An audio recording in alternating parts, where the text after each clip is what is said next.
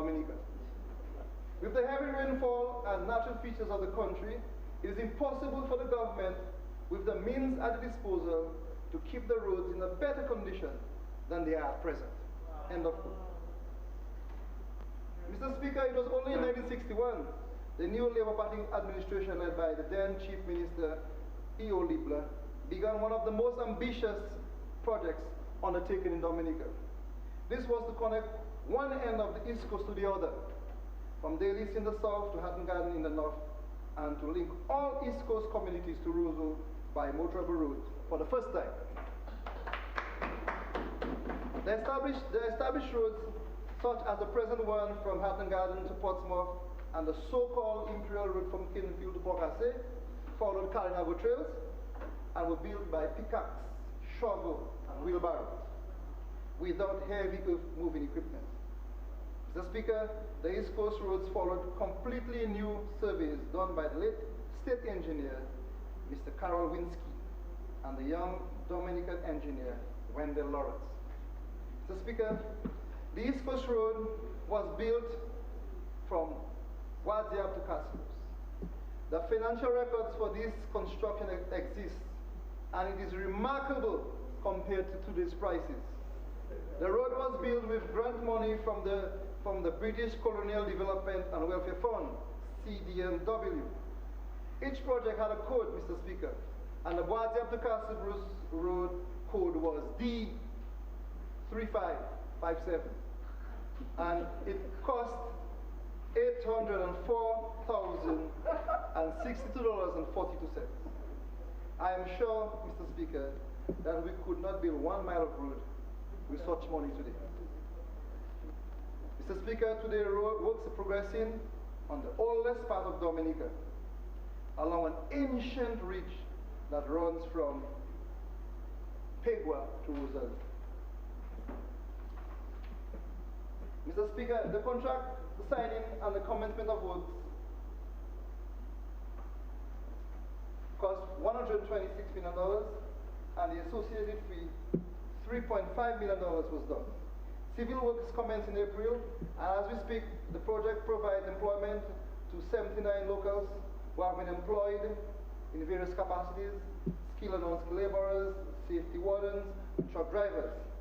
From the onset, approximately $1.3 million have been spent locally to procure vehicles, which include an annual spin-off of over $65,000. Mr. Speaker, to ensure limited interruptions to access for road users, we have constructed 3 bypasses, one at Bellevue, one at Cascos, and one at Richmond. Mr. Speaker, the scope of works also include the replacement of bridges, the one at Libellow, one at Bellevue, Cascos, Richmond River, and Pegua Bay.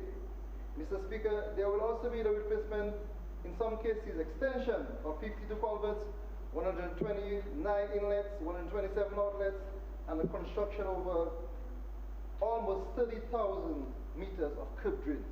Mr. Speaker, driven by government's thrust for national development by putting people first, over $2.86 million was paid to affected property owners along the 29-kilometer stretch of road, benefiting 306 individuals and, by extension, their families. Mr. Speaker, $1.7 million was afforded to the Carinago territory towards the compensation of 438 parcels of land. In the Atkinson area and Twizzle, over $500,000 have also been paid to 93 landowners.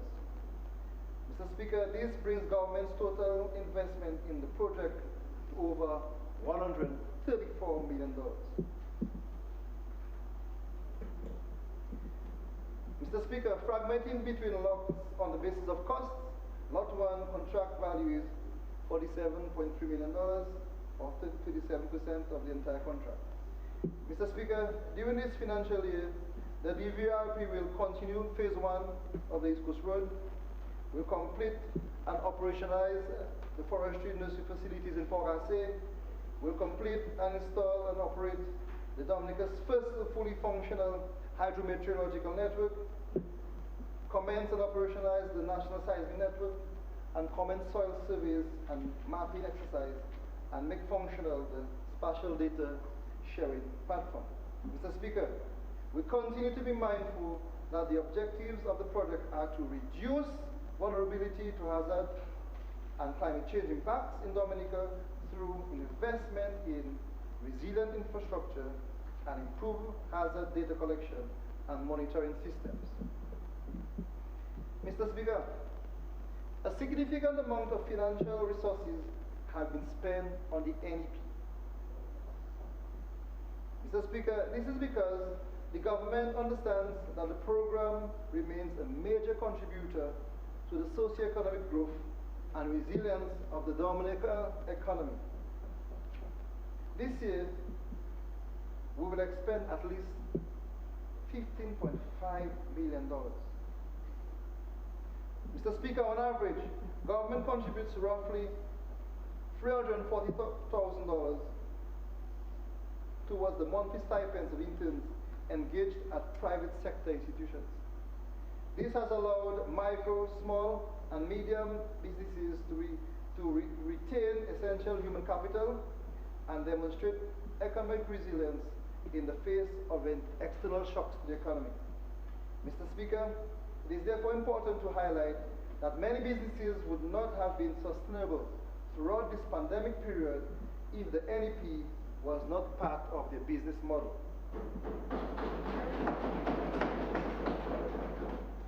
Mr. Speaker, by providing gainful employment, the NEP empowers and improves the quality of life of young professionals and their families. This platform also fosters the strengthening of the economy through expanded opportunities to promote and expand the production of locally manufactured goods, which in turn increase the revenues of small and medium businesses. Mr. Speaker, it is important to highlight that more than 300 individuals have been able to secure temporary, active, or permanent employment. Mr. Speaker, this means that they have benefited tremendously from on-the-job training afforded by the NEP and were able to secure sustainable employment using the skills they refined from the training intervention. Mr. Speaker, in an effort to achieve a greater sustainability by reducing recurrent expenditure, whilst creating the potential for additional positions as more individuals enter the job market, policies are being put in place for more people to graduate out of the internship program and into permanent forms of employment. Mr. Speaker, the NEP impact on education over the years have proven to be extremely significant. The engagement of interns to provide tutelage for students who have difficulties in certain subject areas continues to contribute towards the greater level of literacy and numeracy among students at the primary schools. Mr. Speaker, this has proven to be very impactful because we all understand the correlation between levels of literacy and poverty. Mr. Speaker, the NEP's cleanup campaign and beautification component is unprecedented. Never before in Dominica has cleanup and beautification done at such a magnitude and with such consistency. Mr. Speaker, this contributes towards the health and wellness of the citizens, since a clean community and country are essential in reducing the spread of pests or rodents and vector-borne diseases. Mr. Speaker, the ongoing hurricane preparedness efforts, like a trimming of overhangs and the clearing of storm drains, gutters, ravines, and culverts by the community teams, ensure that the economic and infrastructural impact of storm, water, sea surges, and other natural disasters are minimized. This, Mr. Speaker, is essential to building a climate resilient community. Mr. Speaker, the capacity of our government to ensure that the NEP is sustainable demonstrates the wisdom and benefits of its fiscal prudence and effective economic policies. Considering the social, environmental, and economic impact of the NEP, since its inception, it has indeed proven to be a pillar of support for the economy. Mr. Speaker, ongoing capital projects being implemented by the government, like the international airport, internationally branded hotels, housing developments, wellness centers, will also serve to create full-time employment opportunities for NEP interns and individuals seeking a job in the future. Mr. Speaker, everyone among us should understand the importance of solid waste management because we benefit tremendously from the services offered by the Dominica Solid Waste Management Corporation. Mr. Speaker, despite the challenges posed by COVID-19, which resulted in a loss of revenue, the services offered by the corporation have not diminished. We have even seen a resurgence and a greater level of commitment from all the staff, like the refuse collection team and the litter crew in Roseville. Mr. Speaker, the best condolences to the Roseville team and the leader, Sonia Felix, on her loss. Mr. Speaker, during the last fiscal period, the corporation embarked on countless activities at the national level to include derelict removal, white goods collection, joint projects with the public and civil society, and the expansion of biohazard collection. The corporation have some achievements in key projects like the Enhanced Natural Environment Project, the Community Waste Storage Improvement Project, and the Carnago Zero Waste Project, and also Be the Solution, Stop the Pollution campaign. Mr. Speaker, the core function of the Enhanced Natural Environment Project was to rid the island, or the entire island, of metal-based waste, so zinc, white goods, derelict vehicles, etc. Mr. Speaker, the program is continuous and has seen tremendous success during the past year with the removal of more than 625 derelict vehicles.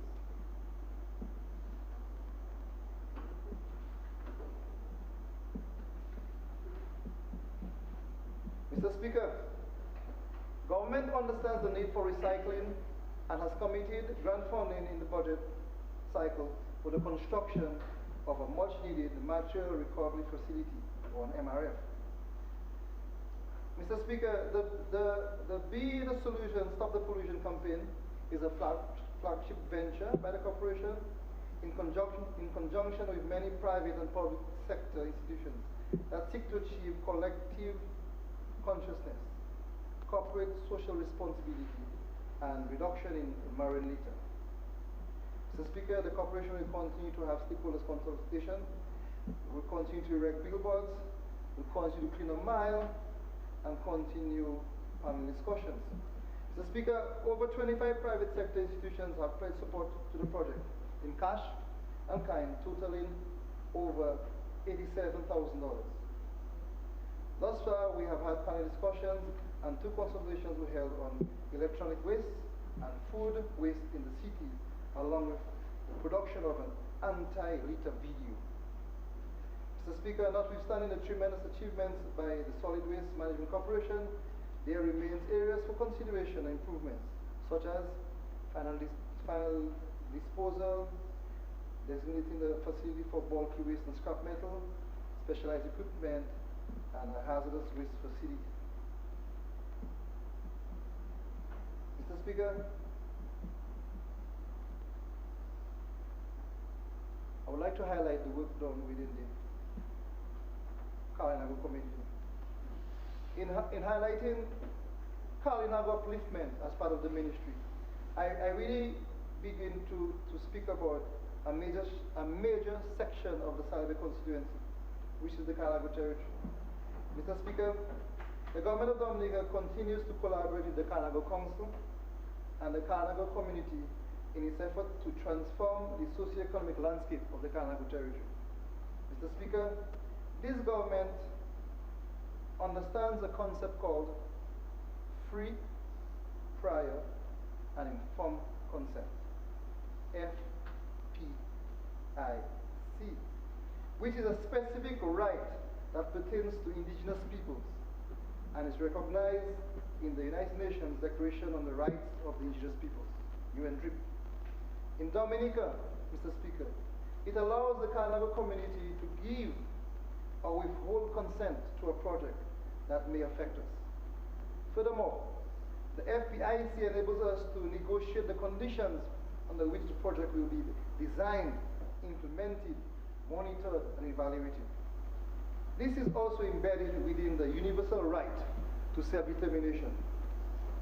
Mr. Speaker, during this financial year, we will draw on $8.12 million reflected in the Carnago Emergency Fund, the Carnago Development Fund, the Carnago Agricultural Research Center, the Carnago Multipurpose Center and Emergency Shelter, and the Carnago Zero Waste Project. Mr. Speaker, we also have new projects.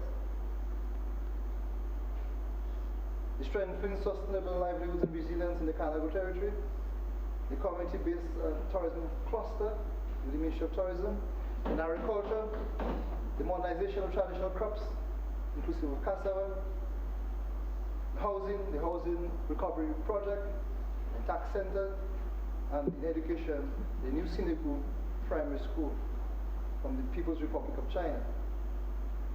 Mr. Speaker, we have also benefited from national housing, and to be more specific, out of the 92 pre-concro homes, or the sustainable building solutions, 38 of those 92 homes have been built in the Carnago territory. We are now on the way to constructing 50 homes funded by the European Union. The necessary roadworks have been in place. Mr. Speaker, the first-time homeowners, 16 out of 114 of those homeowners are from the Carnago territory. Mr. Speaker, a series of post-budget discussions will be held to give more details of all those projects.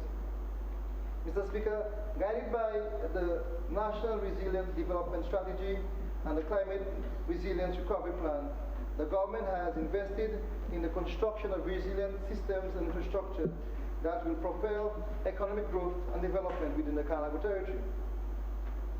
The Carnago Multipurpose Center and Emergency Shelter Project will build resilience and adaptive capacity to climate change and manage disaster risk and climate change impacts in the Saliba constituency, which will further enhance the livelihoods and the sustainable development of the indigenous people of Dominica. Mr. Speaker, this will be demonstrated through improved knowledge and 20 more minutes, 20 minutes.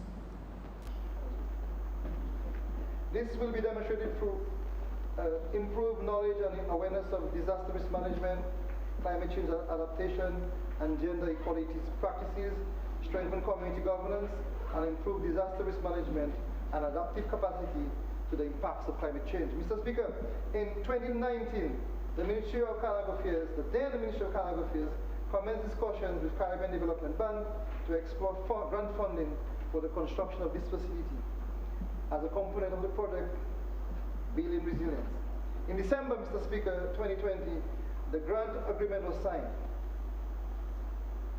Mr. Speaker, in October 2020, a contract was also signed for the preparation of final designs and the detailed construction documents in the amount of $320,000 and construction supervision $240,000. Mr. Speaker, in March 2021, the preliminary designs were presented to stakeholders whose feedback was reviewed for incorporation in the final designs. The revised designs were received from the architect in June 2021, and upon agreement with those designs, the government will move to the tendering stage. Mr. Speaker, we have partnered with the UNDP to strengthen the livelihoods and resilience of the Carnago people.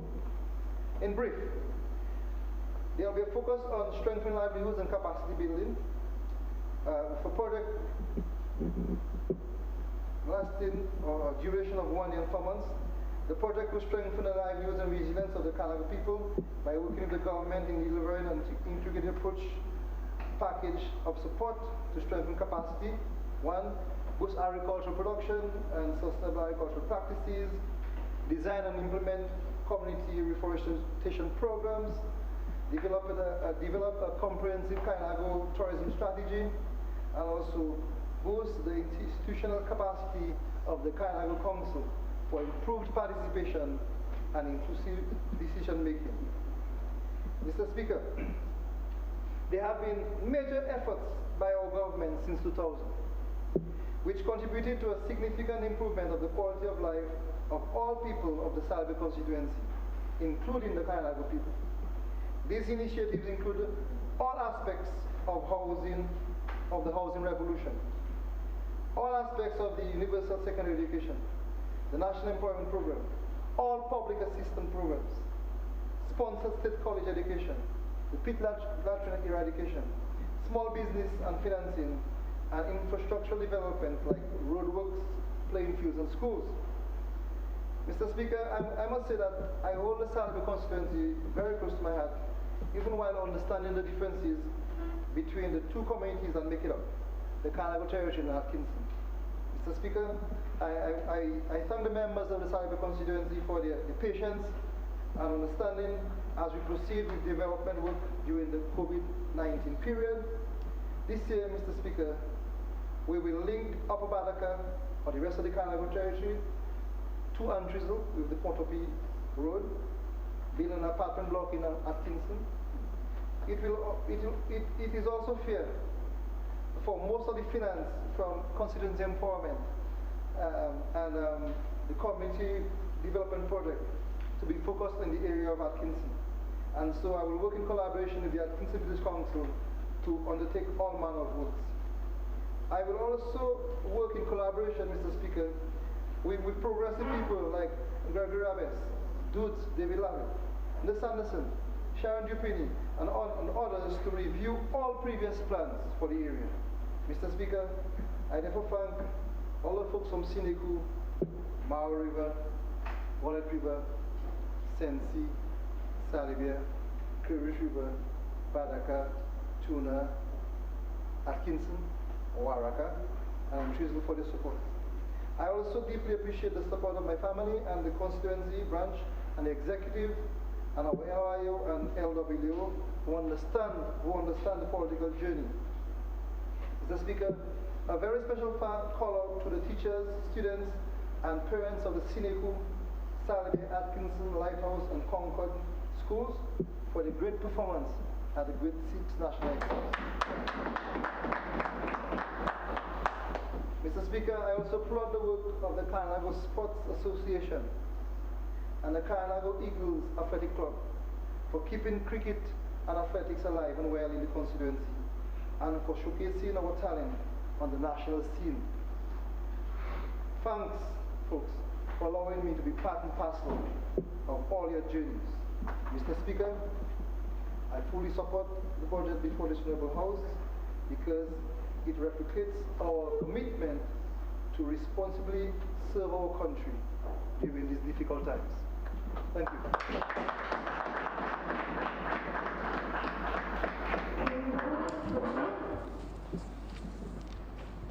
Before we proceed, I just wanted to just a short announcement.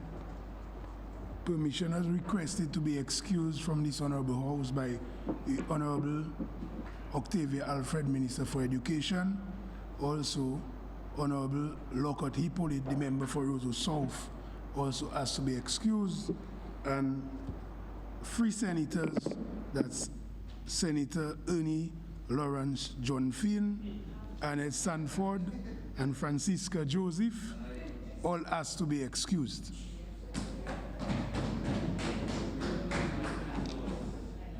Yeah. So we can proceed.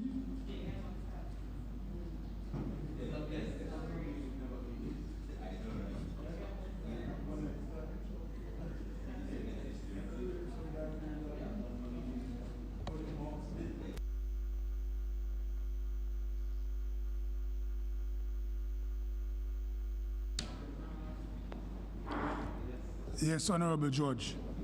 Proceed. All right, thank you, Mr. Speaker. Mr. Speaker, I rise to make my contribution to this budget discussion today in support of a very transformative budget presented by the Honorable Prime Minister and our Minister of Finance.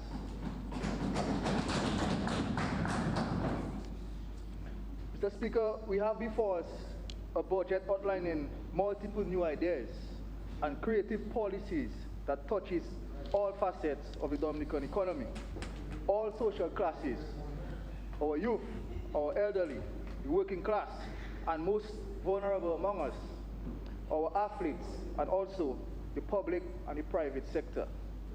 We have here a budget that all members in this Honorable House can relate to and point out numerous forward-thinking projects that will benefit all Dominicans. And just to say, Mr. Speaker, there has been tremendous positive responses and reactions to the budget by Dominicans from all walks of life. But Mr. Speaker, to really appreciate the contents of the budget, one must first be cognizant of the current economic and social environment and then match these circumstances to the various allocations contained in this budget. The fact is, all countries in the world continue to operate in a time when COVID-19 has had long-lasting impacts. And as such, what this budget here does is that it signals our continued fight against the COVID-19 pandemic, while at the same time creates avenues and opportunities for our citizens to restore and maintain their livelihoods, to improve on their social and economic standing, and to build their capacity and enhance their future potential. This is basically what this budget does, Mr. Speaker. And I'll take some time just to highlight some areas I believe is key for us to note today. As it relates to health, Mr. Speaker, by default, the health and the safety of every Dominican is our top priority, Mr. Speaker.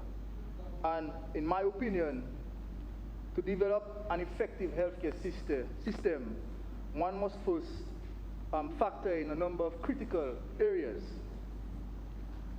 First of which is health infrastructure. And in that regard, we have seen so much investments into the construction and the upgrade of healthcare facilities all across Dominica. And this is done not only in the environments of the city, but also in our rural communities, and that is very commendable, Mr. Speaker. And even in a time when our revenues are down, we are able to complete 12 health and wellness centers, and will open additional centers in the new coming period. And I must say, one of the finest among the centers is located right in my community of Penville. Mr. Speaker, the quality of care. Again, this government has been doing wonders in that regard. An important requirement for quality is ensuring that the relevant persons are trained to give care. And a number of healthcare professionals, this administration has trained so many healthcare professionals, and it is extraordinary, Mr. Speaker. The cost of care, Mr. Speaker, healthcare can be very expensive, as we all know. And what we have done is we have removed the user fees implemented by the prior administration and made it possible for persons under the age of 16 and also above the age of 65 to access healthcare. And also we continue to assist persons who are unable to pay, or unable to afford health insurance, Mr. Speaker. Also, Mr. Speaker, we can speak of the wellness component of health. And we have implemented both fiscal and health measures to encourage our citizens to adopt healthy lifestyles, in particular, healthy eating habits. And then finally, Mr. Speaker, there's the administration of health care, particularly at our hospitals. And Mr. Speaker, this is being addressed in this new budget through the creation of a hospital authority that will be charged with the responsibility at ensuring that access and care is enhanced for our citizens. This is why I say, Mr. Speaker, that this government's commitment to health care has been nothing short of remarkable. We have been implementing our initiatives in the healthcare sector very strategically, and we are all seeing the positive returns from this. And in this year's budget, we see an allocation of $32 million, Mr. Speaker, allocated to the Ministry of Health for continuing the good work that the sector has been doing, Mr. Speaker. And this must be supported by all Dominicans.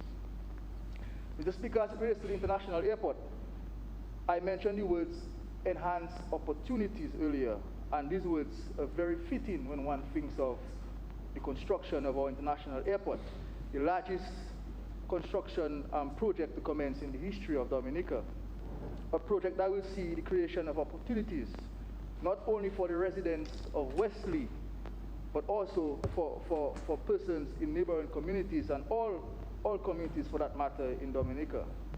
And Mr. Speaker, this international airport has been long awaited. And I say long awaited because it has been documented that in order for a country to benefit or to maximize the gains from an international airport, the corresponding structures and systems has to be in place to achieve that optimum returns. And Mr. Speaker, I refer to stuff like excellent road infrastructure, you know, high standard accommodation, top quality healthcare facilities, a thriving private sector, enhanced connectivity, and higher human capacities to take advantage of the new opportunities that will present itself. And Mr. Speaker, under this government, we were able to achieve all these things and more, Mr. Speaker. And as a result of this, now is the opportune time for us to build our international airport, Mr. Speaker. Just imagine a Dominica that fully benefits from all the direct impacts from an international airport, such as airline and airport operations, aircraft maintenance, air traffic control and regulation, and activities directly serving air passengers, such as check-in, baggage handling, on-site retail and catering facilities. Also the indirect impacts, Mr. Speaker, such as jobs linked to the aviation fuel suppliers, construction companies that build additional facilities, and manufacture goods that will be sold at the airport, and a wide range of other activities in the business services sector. So, Mr. Speaker, we are truly on our way to a more dynamic Dominica, where the buzzword is now opportunities, Mr. Speaker. We are building this new Dominica in a very prudent and sustainable and responsible manner, and our international airport is the centerpiece of this entire process. So I want to urge all Dominicans to take ownership of our international airport. Every single one of us will stand to benefit from the construction of the airport. $75 million in this budget is allocated to continue our vision to develop our international airport.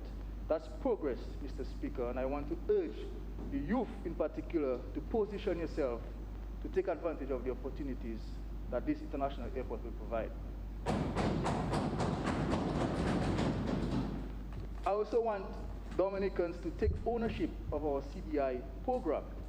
You know, our CBI has been a very useful funding mechanism for many small economies like us. Just look around, Mr. Speaker.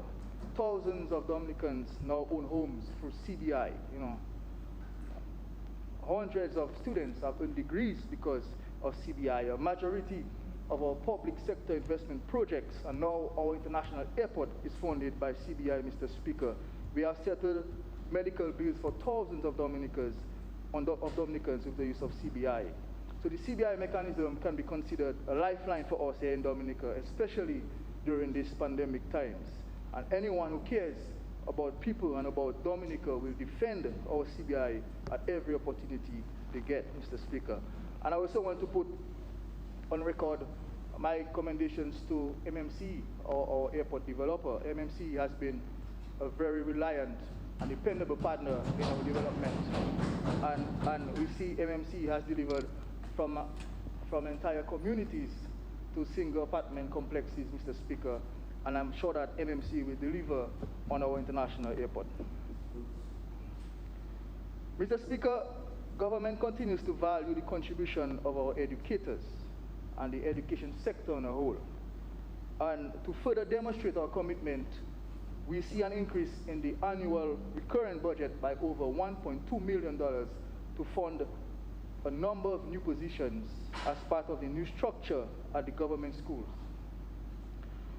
And our very hard-working Minister of Education have already expanded on this, but I would just like to add that we expect this new structure to, which includes 223 new positions, to provide many benefits to our teachers by providing the opportunity for upward mobility, Mr. Speaker. And I think that is very important going forward. This is what this Labour government is all about, Mr. Speaker.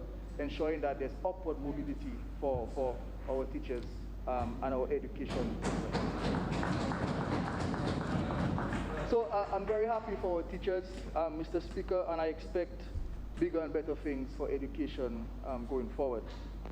Mr. Speaker, it has always been the best time to be a student under this Labour government, and more so today. Never in history have we seen so much money being pumped into education, Mr. Speaker. The number of students we have overseas obtaining advanced degrees is just extraordinary, Mr. Speaker. And our commitment to our students from a very early age all the way to advanced levels is undisputed, Mr. Speaker. Mr. Speaker, this budget we're debating here today continues to support the development of agriculture, since we believe the sector still remains the backbone of our economy.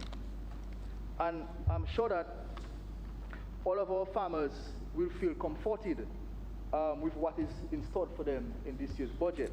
We will see a combination of initiatives aimed at increasing access to farm inputs, such as seedlings and fertilizer and tools, and at modernizing our traditional crops, such as the cassava and the toloma and the bay leaf, Mr. Speaker.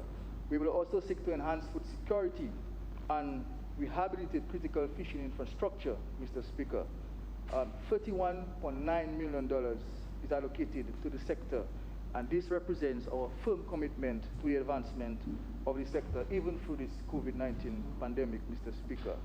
And just to say to our farmers, Mr. Speaker, with the construction of our international airport, we will have to produce more to meet the new market demands. And rest assured, our farmers, we will provide you with all the necessary guidance and the supplies and the inputs you need to produce more. Mr. Speaker, the Honorable Prime Minister indicated that we are a housing party founded on the principle that every single Dominican should own a comfortable dwelling house. And I am in full support of our housing initiatives earmarked to continue in this financial year. Just the pride of owning your own house, Mr. Speaker, it does wonders for a person and the entire family. Therefore, we have allocated $45 million to support the sector and our various housing interventions in a number of communities across Dominica. And Mr. Speaker, we have acknowledged that there may be young persons who want to build a dwelling house, but may just need a small push. So in the last fiscal period, we have implemented a grant of $10,000 that could benefit first-time homeowners 40 years and younger. And Mr. Speaker, so many of our young persons benefited from this, so much so that we took a decision to extend the measure so that more persons could benefit in this new financial period. And also the measure for the reduction in the transfer fees has also been extended, Mr. Speaker. And these actions are taken because we want to empower our young persons, young men and women, so that they can build their own house and be proud to say that this belongs to me, Mr. Speaker. So I congratulate all the 114 persons that benefited under this program, those who are going to construct their homes or those who purchase land with the intention to construct their homes. Mr. Speaker, when it comes to the circulation of money in the economy, the construction sector stands out in that regard. So there's no surprise that the Ministry of Public Works received the largest or very significant allocation in this year's budget. This will provide for the continuation of numerous infrastructural projects and the commencement of other key initiatives. And our push to develop resiliency will continue as we move along our quest to build back better and stronger infrastructure. Mr. Speaker, another very important component of this budget presented is the emphasis that it places on the development of sports. Every athlete and sporting enthusiast should be comfortable with this budget, Mr. Speaker. In the last fiscal year, we saw a resurgence of sporting activities, especially in the city, which was championed by the member for the Roseau Central constituency, and this vibe, Mr. Speaker, has caught on to other parts of Dominica. Mr. Speaker, as a sportsman myself, I get super excited when I hear things are happening to develop sports in Dominica. And I know that, it's not just me who gets excited, but a number of sporting persons out there just waiting to see what government has installed for them. In the last period, we have seen so many sporting facilities being constructed and playing fields being upgraded all across Dominica. And in the upcoming period, Mr. Speaker, our government will further commit to the establishment of a National Sports Council, which will stimulate and facilitate the improvement of sports in Dominica. Mr. Speaker, this is excellent news for sports in Dominica, a very progressive move by this government, which will give a bigger voice to the various representatives of the different sporting organizations. And importantly, Mr. Speaker, this sports council will be tasked with the responsibility to spearhead the development of a national sports policy, which I believe is so very important for the development of sports. And to top it all up, Mr. Speaker, the council will oversee the establishment of a national sports trust fund, which will be capitalized from the revenues of the CBI program. And this is another example of what we mean when we say the CBI mechanism greatly aids our development, Mr. Speaker. However, we'll expect some support from our private sector. As you know, government can do it all alone, so we expect our private sector to come on board and support the trust fund and support our athletes, Mr. Speaker. I have played sports at the highest level in Dominica, so I know the challenges are there. I know that I know that the challenges our local clubs and our athletes face, especially when we participate in regional and international competitions. So this trust fund, Mr. Speaker, will go a very long way in helping our athletes.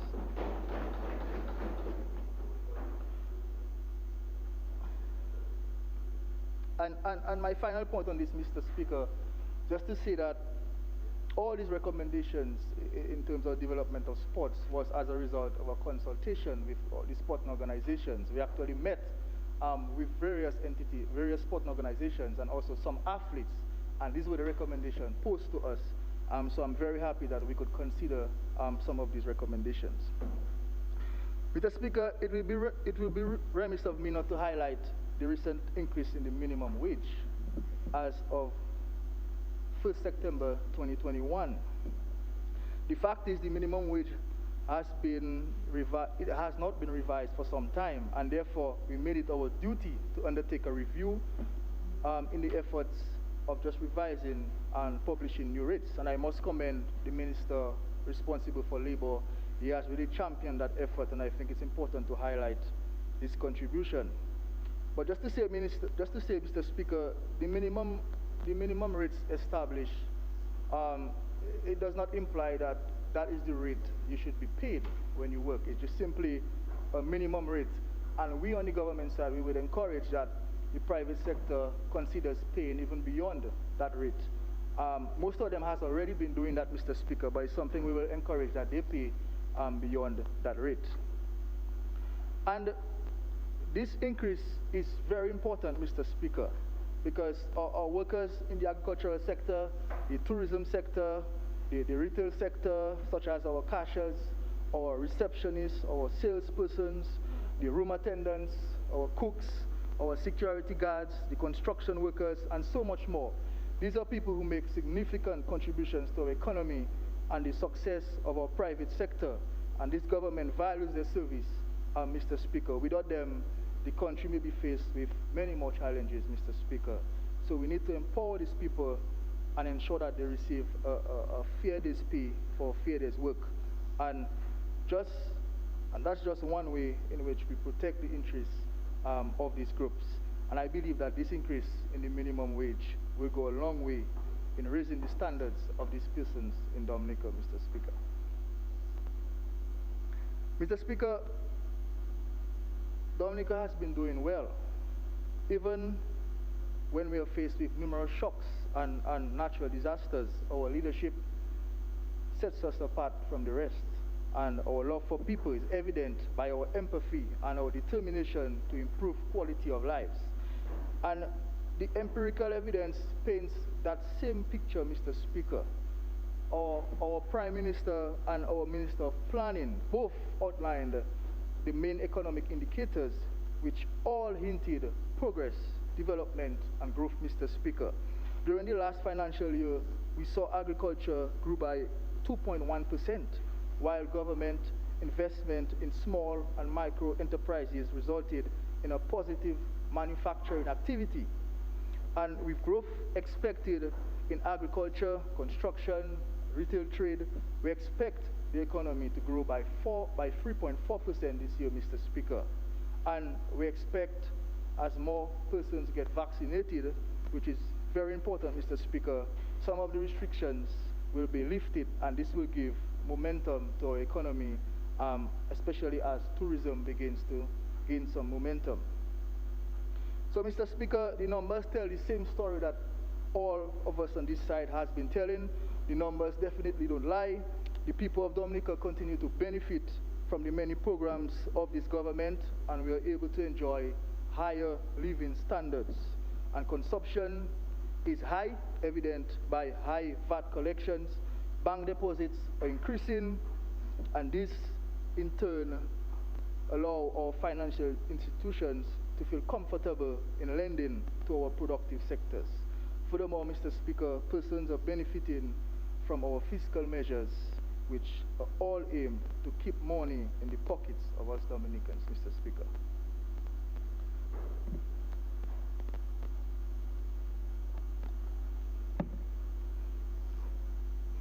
Mr. Speaker, 2 years ago, in the 2019-2020 budget presentation, the Honorable Prime Minister laid out the vision for the telecommunications sector in Dominica. He made a call to our fellow citizens to position ourselves for the advent of the impact of digital technology in a constantly changing environment. This phase was termed moving towards a digital economy. Mr. Speaker, some people's memory seems to be short when it comes to visionary initiatives in this country under this Roosevelt-Skerrit-led administration. However, it is necessary for me to remind this Honorable House that it was only a mere 4 years ago, in September 2017, that every single telecommunication asset needed for communicating among friends, family, and the nation as a whole was either damaged, destroyed, or severely compromised. Dominica's telecommunication infrastructure was in shambles and had to be redeveloped and reconstructed from scratch. Despite this massive setback, Mr. Speaker, this government was determined to not only support the advancement of the sector, but act boldly and decisively by looking ahead at what can be achieved through focused, innovative, and visionary thinking for the betterment of our people. In this phase, Mr. Speaker, government's telecommunication infrastructure was being developed through a competitive bidding process into a truly 21st century design, which served as the foundation to launch our digital economy.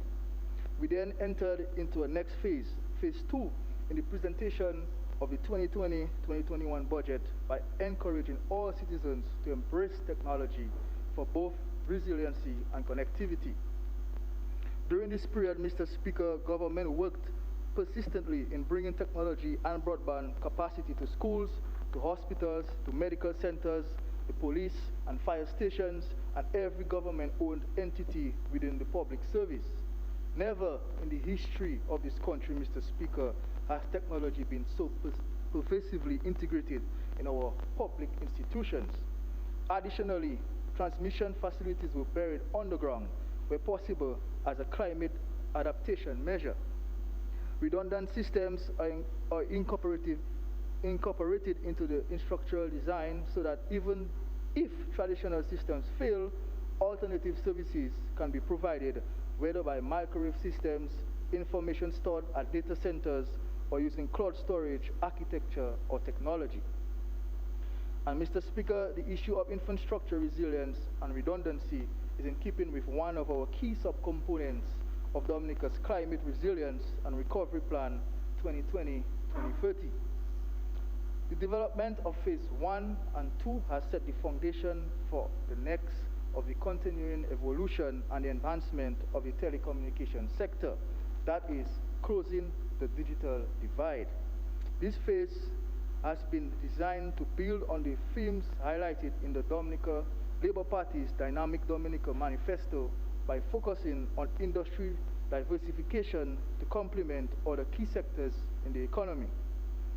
It is the ministry's belief, Mr. Speaker, that Dominica is well positioned at this time for its development to not only embrace technology and connectivity, but to position itself to take maximum advantage of the spoils of a truly technological and transformational world.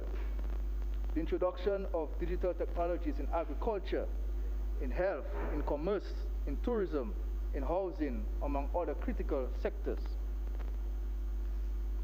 Just take, for example, Mr. Speaker, the impact that our world-class fiber network has had on attracting visitors to our Work in Nature program. No doubt, Mr. Speaker, without our significant recurrent investments in the telecom infrastructure, these very forward-thinking initiatives would cease to exist. Mr. Speaker, I would like to focus the remaining portion of my presentation on initiatives that were implemented and avenues that will be pursued by this government in seeking to bridge the digital divide and enhance access to information.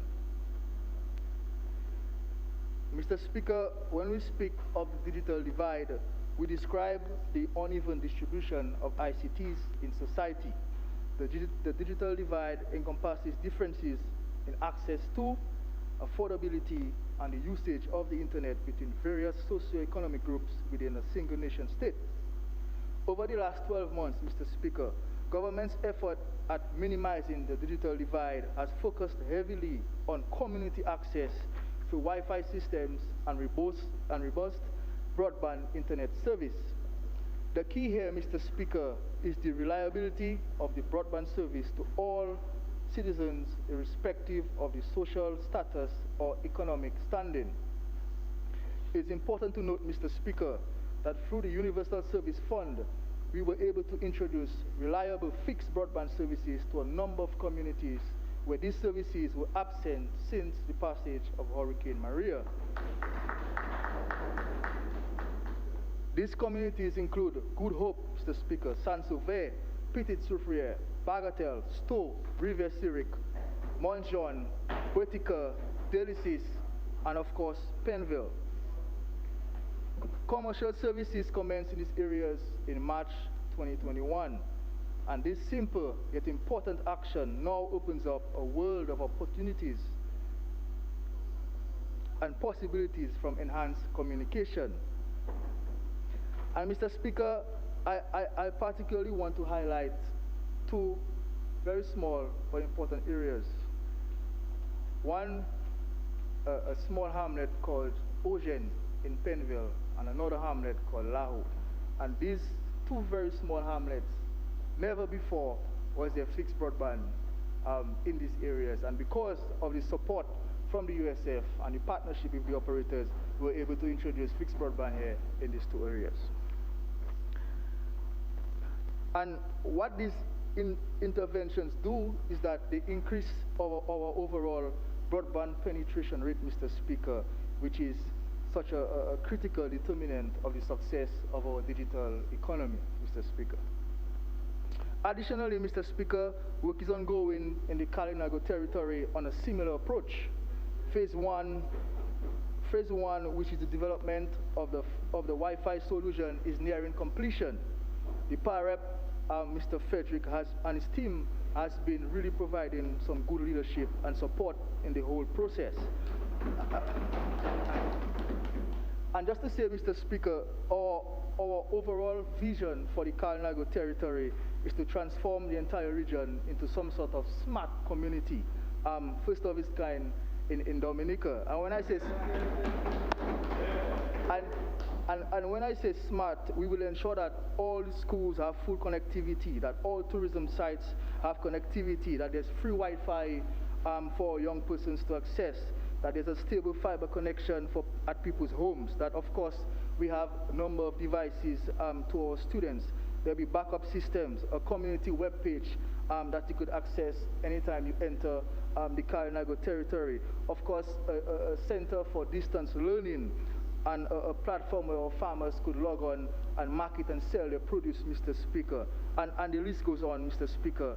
I believe that this approach is the best for the Kalinago territory, and we are already on our way, Mr. Speaker, in that regard.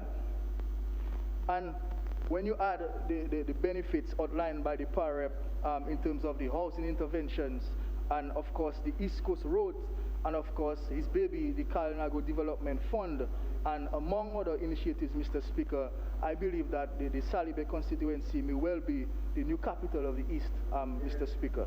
Yeah.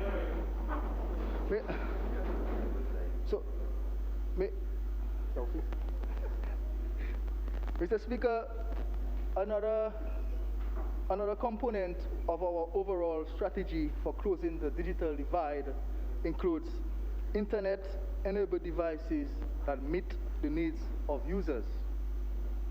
Once again, Mr. Speaker, this government has been consistently investing in providing educational devices to our students, not only to provide access to the internet, but to ensure continued learning mobility to thousands of students across Dominica. In the last year, only in the last year, Mr. Speaker, we have distributed thousands of devices which seeks to enhance students' overall learning experience. Additionally, Mr. Speaker, government is working in collaboration with the International Telecommunications Union under a global program called GIGA, with the main aim of connecting every young person to information, opportunity, and choice. And the ministry will work in close collaboration with the Ministry of Education and, of course, the Ministry of the Digital Economy on this very important intervention. And key to achieve our desired outcome is to enhance the social and digital inclusion by expanding digital skills, Mr. Speaker. And I'm sure that our Minister for the Digital Economy will expound on this and highlight some of the achievements we have been able to make. Mr. Speaker, government's vision to develop smart centers in geographic areas nationally will continue in the new financial year. Some of these identified centers were placed on hold given the priority placed on residential connectivity in the peak of the COVID-19 crisis. Nevertheless, we believe that this concept will complement our push to enhance access to services, in particular distant learning services. So we will resume our efforts on the centers already started, while we will seek to add centers in Grand Bay and also in Castlebrus in the upcoming period, Mr. Speaker. We recently opened centers at the Dominica State College and also at the Portsmouth Secondary School, working in close collaboration with the Rotary Club of Canada and its affiliates in Dominica and also the Ministry of Education. And this is just a taste of what can be achieved when there's effective collaboration, not just amongst ministries, but among government and also the civil society persons, Mr. Speaker. And just to say that we all should play our part, since these services cannot be considered a privilege, but a fundamental requirement for everyday living, just as transportation, roads, and bridges, Mr. Speaker. Mr. Speaker, we are all aware that despite our best efforts at providing services for use by citizens, the requisite legislative framework must be in place.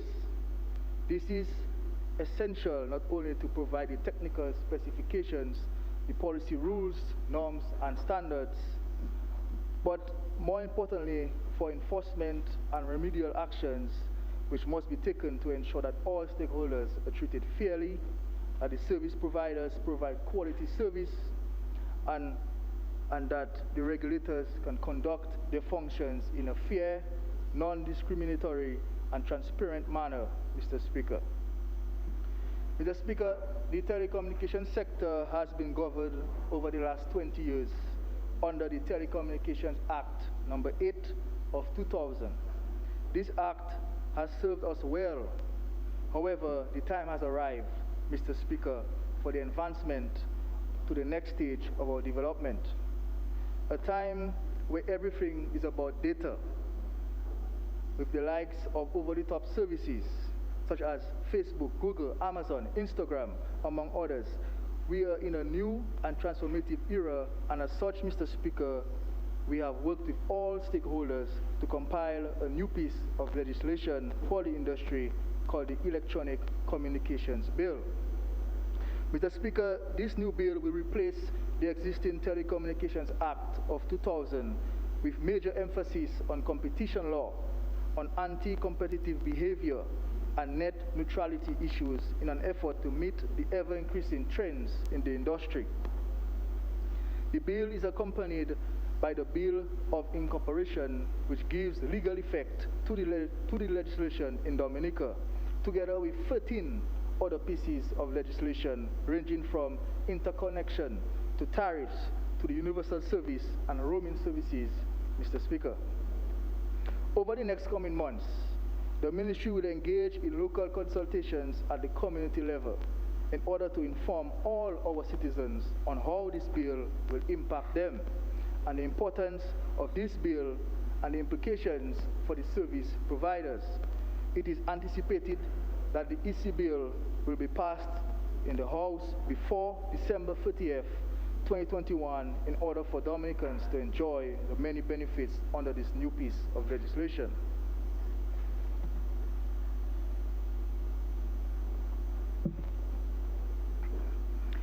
Mr. Speaker, the ministry responsible for telecommunications has been exploring options as it relates to the issue of data billing as a new billing model for government and our regulator.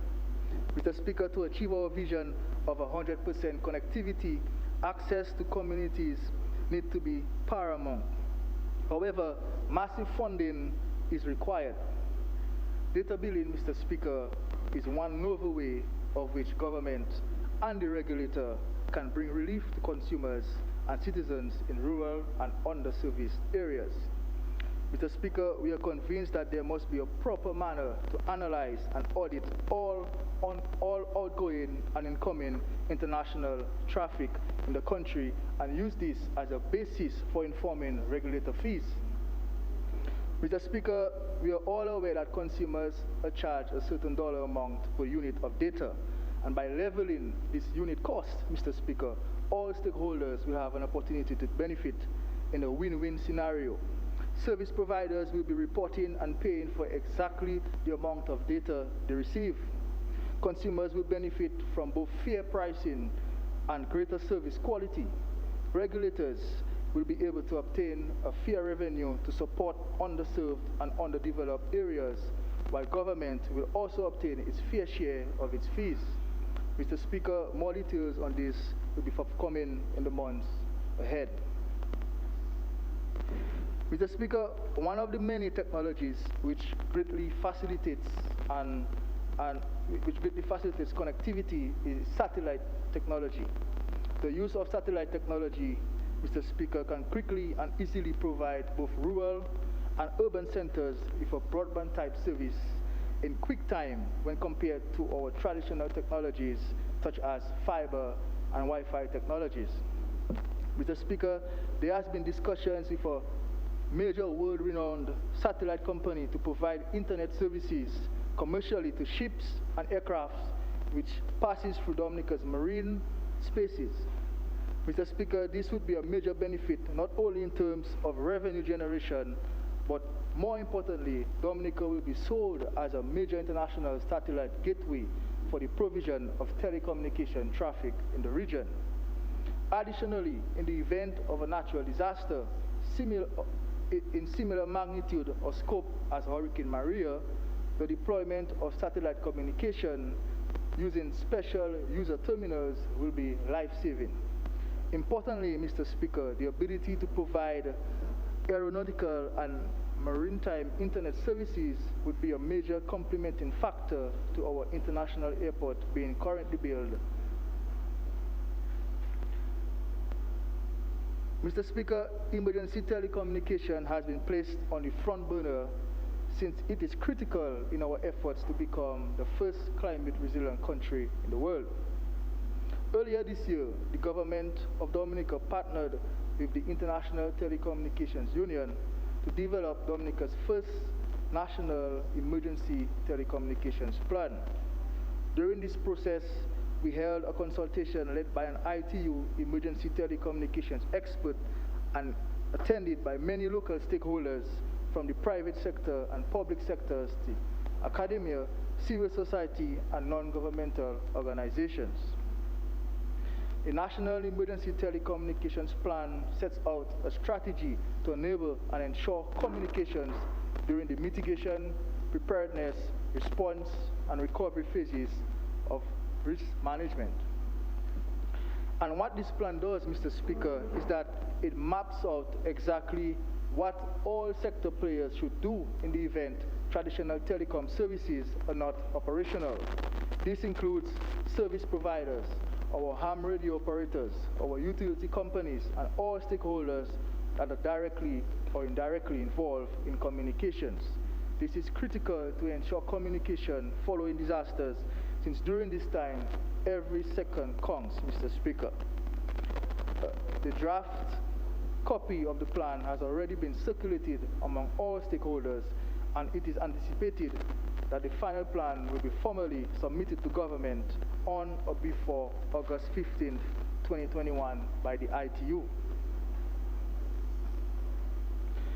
Mr. Speaker, my ministry holds the responsibility for broadcasting. Our goal is to provide timely, factual, and reliable information to the public on the promotion of government policies and projects using multiple platforms. Mr. Speaker, DBS, our nation station, and GIS are equally responsible for educating, sensitizing, informing our very engaging and interactive target audience. And while there may be room for improvement, Mr. Speaker, the improvement and broader optics of technology advancements, I am happy to report that these two important institutions have achieved significant milestones over the last 12 months and continue to set very high standards. And I express my appreciation to the chairman of the board, Mr. Rosie Mills, and the other board members, and also the general manager of DBS and staff members. Mr. Speaker, our reporters, cameramen, and news reporters at GIS continue to be very diligent and afford us the opportunities to sit in the comfort of our homes and get all updates on government's activities. Furthermore, improvements were made to the staffing structure, with young people who were employed through the National Employment Program now being rewarded with employment contracts both in the administrative and the technical departments of GIS. And Mr. Speaker, this is consistent with our vision to transition our interns to full-time employment, and I subscribe to this very passionately, given that I myself started as an intern under the National Employment Program.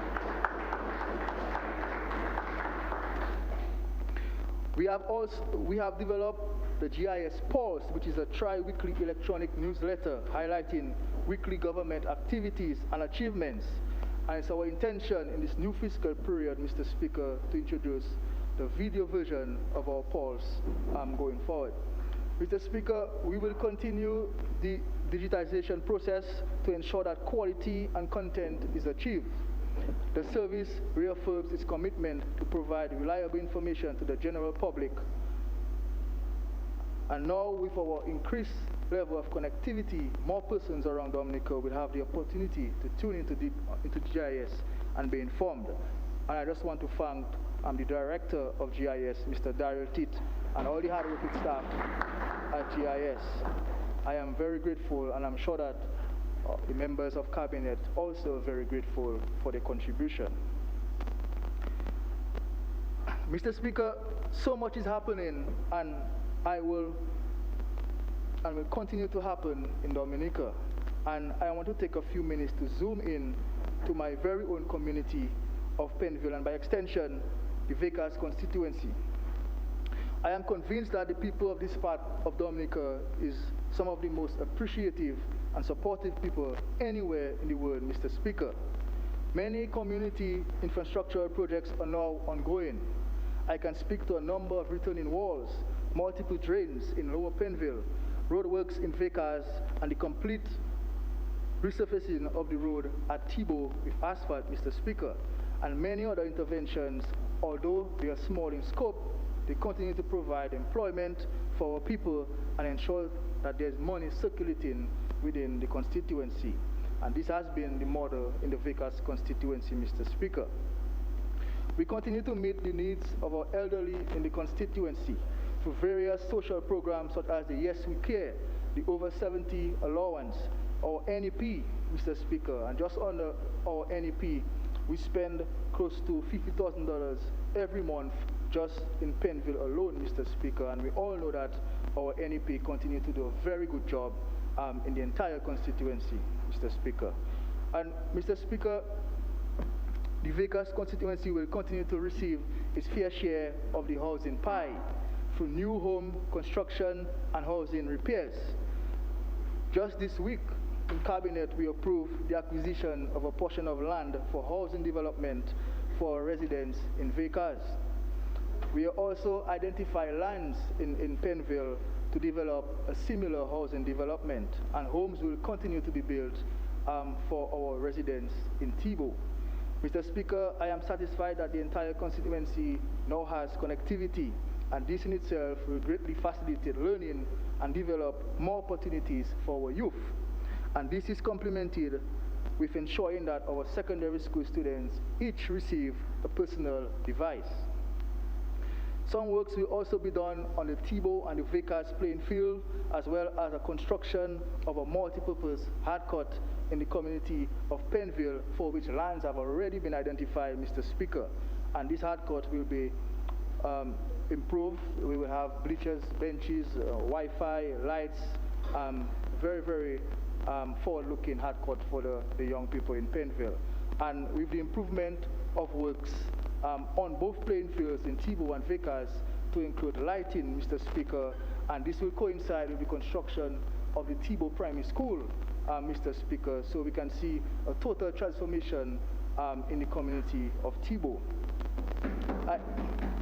Mr. Speaker, I believe that we will focus on some farm access roads in the constituency. One of these access roads is the Fontbelay access road, which we have already given commitment to undertake. And soon, as indicated earlier, we will see the commissioning of our new health and wellness center at Lower Penville, which will definitely boost access to quality health care in Penville. Also, we will officially open our new resource center at Vickers, and it will be named in honor of our deceased power rep, Mr. Alexis Williams, Mr. Speaker. And I'm sure that everybody in Vickers will be in agreement with this. And Mr. Williams is very highly regarded by our current power rep, Mr. Speaker, and I find it very fitting that this resource center will be named after deceased Alexis Williams. And just to say, Mr. Speaker, at the Vickers Resource Center, we have already identified a section to develop a studio because we have recognized that, you know, we have great talent in the constituency, and this is something that I believe the youth will be very appreciative of, Mr. Speaker. Mr. Speaker, we will also ensure that our hardworking farmers continue to benefit through the provision of irrigation. And as I'm on the issue of irrigation, I'd just like to point out two very young farmers in the community of Penville, two farmers which I highly regard, young hardworking farmers, which make use of the irrigation which was constructed just last year. And Jesse Masley and Mr. Sheldon Roy, I believe that these two guys has been set an example in Penville as it relates to farming, Mr. Speaker, in terms of producing peppers and supplying peppers to Portsmouth and supplying to some of the hotels, Mr. Speaker. And I believe these two young guys, should be recognized for their efforts in farming. Mr. Speaker, many of our youths are attending universities abroad, and we continue to remain in contact with them to ensure that they succeed. And I want to congratulate in particular Dr. Vilma Luis from Carib on completing, on becoming a doctor. And I know that she has reached out to our PIREP and thanked him for his support. And I believe I just want to recommend or to identify her, Mr. Speaker. And just to say that Miss Weiss is also the sister of Mr. Vincent Weiss, which is currently in Grenada playing cricket, representing the Windward Islands in the best of best competition and doing very well. And I'd just like to commend him for his efforts there, Mr. Speaker. So a lot is happening in the area, Mr. Speaker. As I indicated last year, we work within a well-developed and well-thought-out development framework, which also includes the empowerment of our youth, the empowerment of women in particular, small business development, and also increasing employment opportunities for the entire constituency, Mr. Speaker. So, Mr. Speaker, in closing, I would like to express my sincere gratitude to my hardworking staff, in particular the Permanent Secretary, Ms. Gloria Joseph, Ms. Joseph wears multiple hats, and I believe she wears all these hats with distinction. And so I just want to commend Joseph. I also want to commend the efforts of our Director of Telecommunications, Mr. Thomas. Mr. Thomas, he has his unique ways, but he means well, and he's very hardworking. And also the other staff of the ministry, I want to commend them, the staff of DBS, the young staff at GIS, and the entire ministry team who gives me support on a daily basis in the implementation of the mandate of modernizing the telecommunications and broadcasting sectors in Dominica. Of course, none of this would not be possible without the support from you, my cabinet colleagues, and also parliamentary colleagues. This is greatly appreciated. The overwhelming support I receive from the Honorable Prime Minister and our PIREP continues to inspire me to go the extra mile for each and every single Dominican. And I believe we are blessed in Dominica to have such a tremendous leader in Roosevelt's carrot. And to everyone in the Vickers constituency, let's continue to push ahead. We have been achieving a lot together, but there's a lot more work to do, and by the grace of God, we will achieve these things together, and whatever we put our mind to do, we will achieve. Unity is strength. Your support is what drives us to work and work and work on your behalf. So, Mr. Speaker, just to say to end, I wholeheartedly support this budget as presented by the Honorable Prime Minister and Minister responsible for finance. Thank you.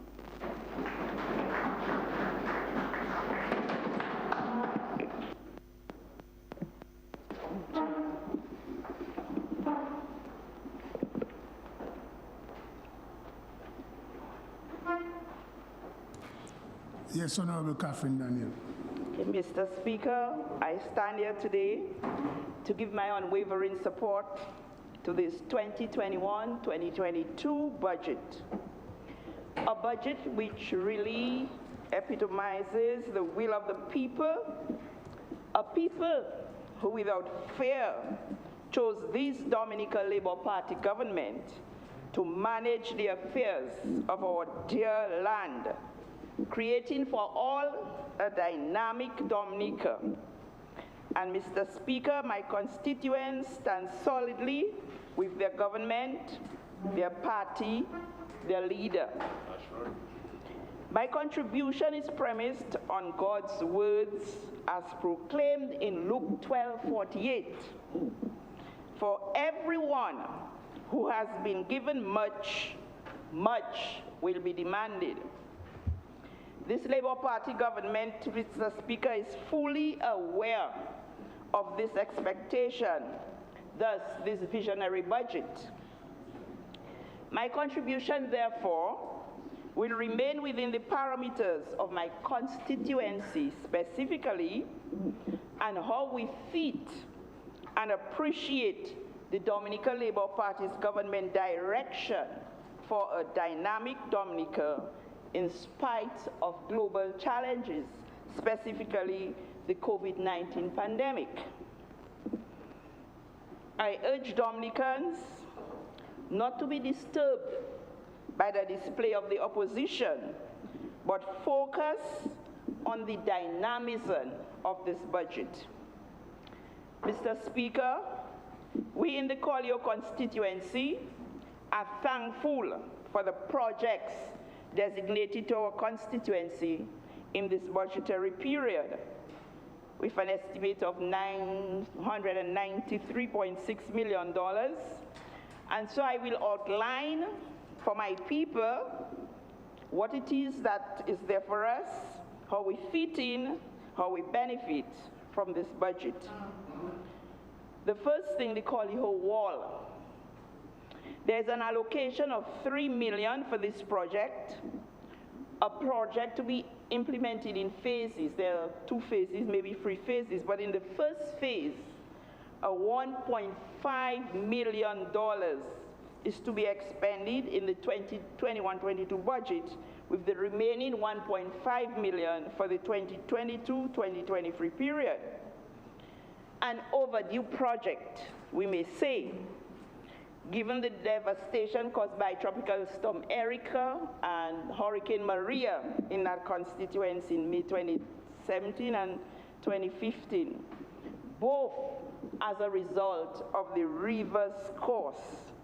But God is always on time. We know that those who wait upon the Lord shall mount up with wings like eagles. Right. Mr. Speaker, the river's course over the past decade has seen a flow into the village, breaking the low wall structure that we had and entering the village. Cultural and generational knowledge seems to point to the fact that the river is always looking for its original course, thus this happening. We are, however, thankful for the Almighty, for though we have seen or experienced infrastructural damage and property devastation, lives have been spared. And I think maybe only in, for Hurricane Maria, we lost 1 person, and that body was found way down in Martinique, washed away by the river from his garden. And that was the only human devastation that we had. So it was a blessing, given what happened to us in 2017. Mr. Speaker, I want to inform this House that work is ongoing on part of the wall in the Coliho River to save the property and lives of some families residing around in the area. An intervention costing in the region of $280,000 and carried out by local people, the local human resource. And I have to thank the guys, they've doing an excellent job, Monson and his crew, Monson Sap and the crew, and they worked really fast. If you, as you traverse to go to Portsmouth, you look by the bridge that you enter in Collio, and you will see the work, the pride, and the quickness, the pace at which they were, knowing that we are in the hurricane season, and what could happen to the families which live above. So I just want to say thank you. I really must express my heartfelt thanks to the Honorable Cassani Laville and his permanent secretary, Mr. Piatroi. Mr. Speaker, committed people. They're not only telling you that we have a project for you, they walk you through, they inform you, and the assurance they give you. These people are committed to the task, Not only they don't see it as a job, but they just see it as God's maybe design plan for their life to fulfill things, to make people happy. And I just want to say thank you so very much. Mr. Speaker, in the same light, for the Dublin, during Hurricane Maria, we lost the bridge. It wasn't completely lost, but because of the situation in the river, they had to do some excavation. It was already falling, and so we lost it as a result of that. So Dublin has a river divides two parts. So you have the school, the health center, on the playing field on one side with other residential people, and then you have residents on the other side. And what this did was to create a kind of a fear for people, because it created one entry and one exit into the village. Again, Public Works. And at the time it was the now FS, Dennis Edwards, who was there. It seems as though the people, the permanent secretaries they bring into the Public Works Department, they are a special breed.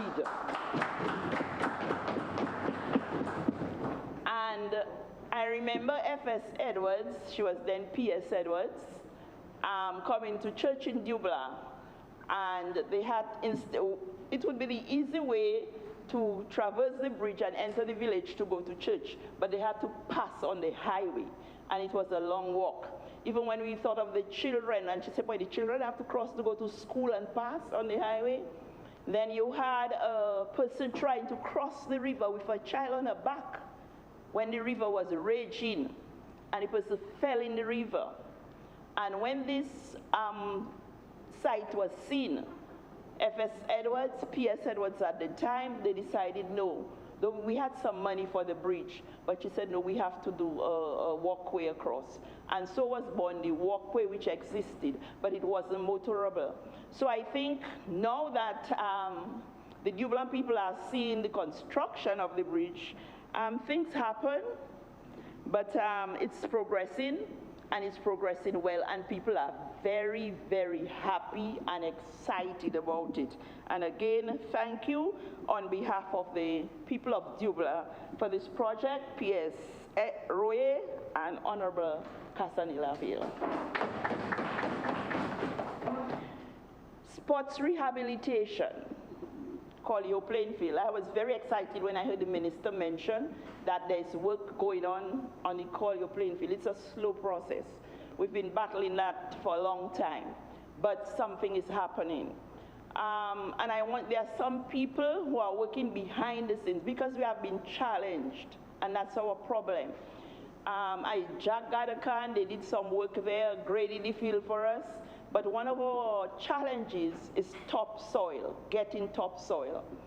I do not want to call any names at this point because they're still working on it, and somebody's working feverishly to get some topsoil, and I promised to help us in building that facility for our young people, because in Collier they do not have recreational facilities, and you do not want your children getting involved in deviant behaviors. And this is a very, very needed facility. In fact, about 2 Sundays ago, with the graded structure, there was a rounders team, and I'm proud the Collier rounders girls on that field, they beat the Roosevelt Scarrett rounders team. And you know, and imagine if we had a better playing field. You know, at one point, you know, some of the guys say, remember, it's a friendly match you all are playing. Don't go too hard on them. So, but we did beat them. In Dublin, the playing field is okay. That's where a lot of sporting facilities for sporting groups play. Dennis, sorry, we've beaten you all down there. Honorable Hippolyte, Honorable Charles Hippolyte also, we've taken advantage. So I want to say congratulations to the Dublin football team. We are now at the top of the Premier League standing with 36 points. But Honorable Hippolyte, you're on our heels with the Happy Bathurst 8 team with 35 points. And it's a very healthy situation. We have a little fun there, which we have a little pavilion we'll be fixing that up because the funds are in the village council. We're just waiting on some plans from the council so that we could, spruce that up and make the place a really nice place. That's where a lot of the games take place. And, so thank you very much, the Dominican Labour Party government, for, putting this into the young people. I also have to congratulate the Dublin football team. They have 5 members on the team who were on the national team playing in Santo Domingo. Truly, we almost beat Panama, but we gave Panama 2 goals. I do not know why, but maybe our soft hearts, we were feeling sorry we gave them 2 goals. But they had a very good showing. You have to sometimes cushion the blow. They had a very good showing, and I think they played professionally. And I want to tell these guys, I am still behind you. We are there with you, and we'll ensure that your sporting continues and that your playing field will be upgraded with the pavilion since the funds are there already. I can confidently assure the constituency that there will be benefits under the following allocations. As these allocations, Mr. Speaker, we see the budget, and every community is looking to hear its name. But what is happening this year? This is a different stance for that budget. The allocations are general in nature, and therefore takes into account the needs of the entire country, a government for the people. And so though it's not specified only in certain instances, but generally we have headings which will take into account the needs of communities. So don't be perturbed if your community name is not called, if you do not hear your village. Don't go after your parrot and say, I hear nothing for this place. It is there. And so I will outline some of the areas where we will benefit. Now, housing. Under the housing, renovation, and sanitation, 3.5 million has been allocated for that. So this means the people who are still waiting to fix their little roof still, some of them, they have the roofs, but leakage, time, doors, windows, we have helped in that area. But there are still some people waiting to fix their houses. We are coming to you. In fact, as we speak, there's some money in the Collio Village Council waiting to be disbursed to people who we assessed since 2018. But the delay is some of the people went ahead and they carry out the repairs that they needed. But you must remember, it's not an entitlement, that the assistance that government is doing.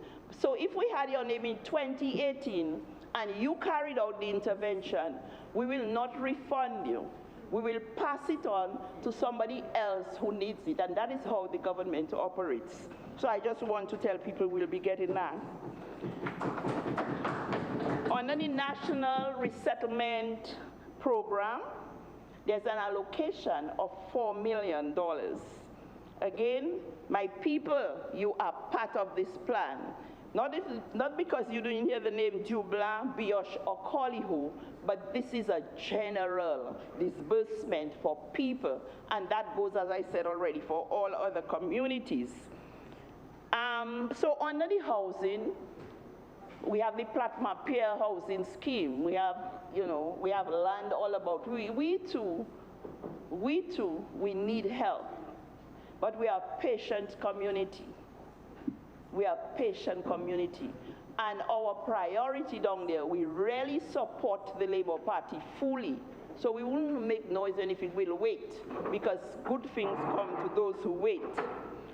Under the agriculture, blue and green economy, an allocation of $350,000 is placed there for building resilient fish supply through modern technology.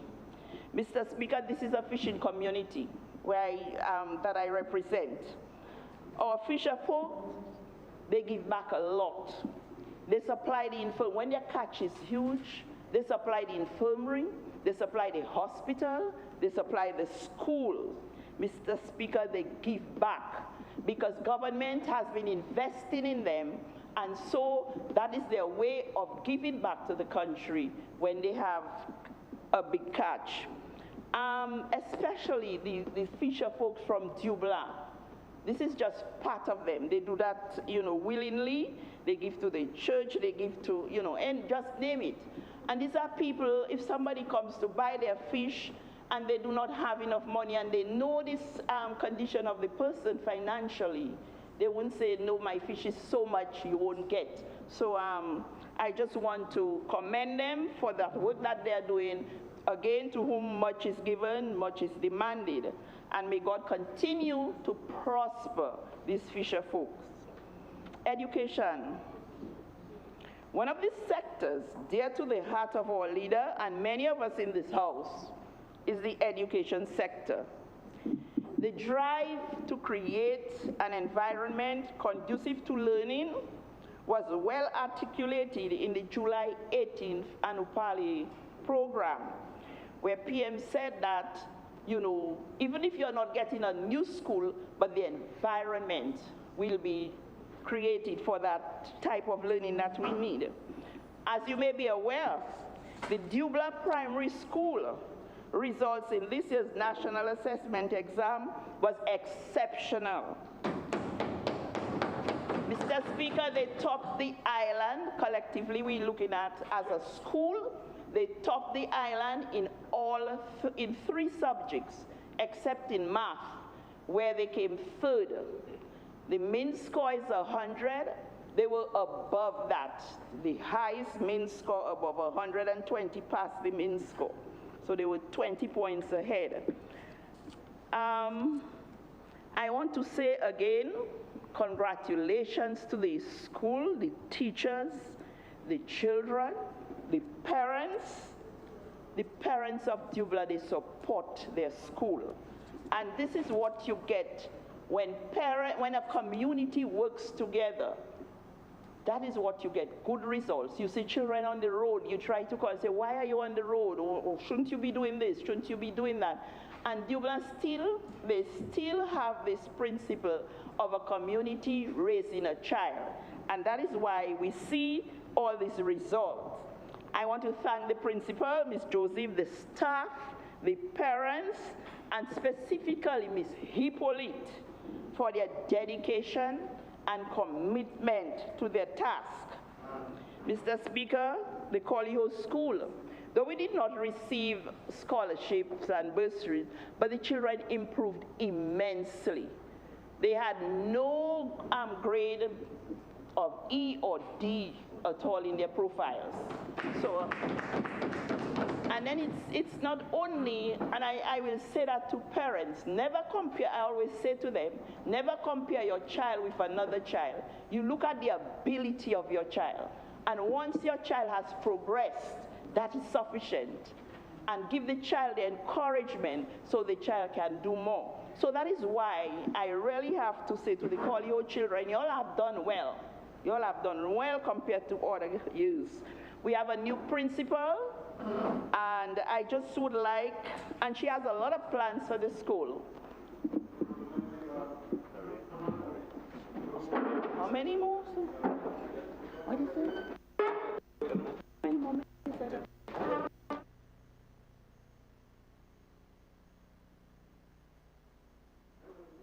Thanks. Okay. Mr. Speaker, I move that the Honorable Catherine Daniel be given an additional 10 minutes to conclude her presentation. I second the motion, Mr. Speaker.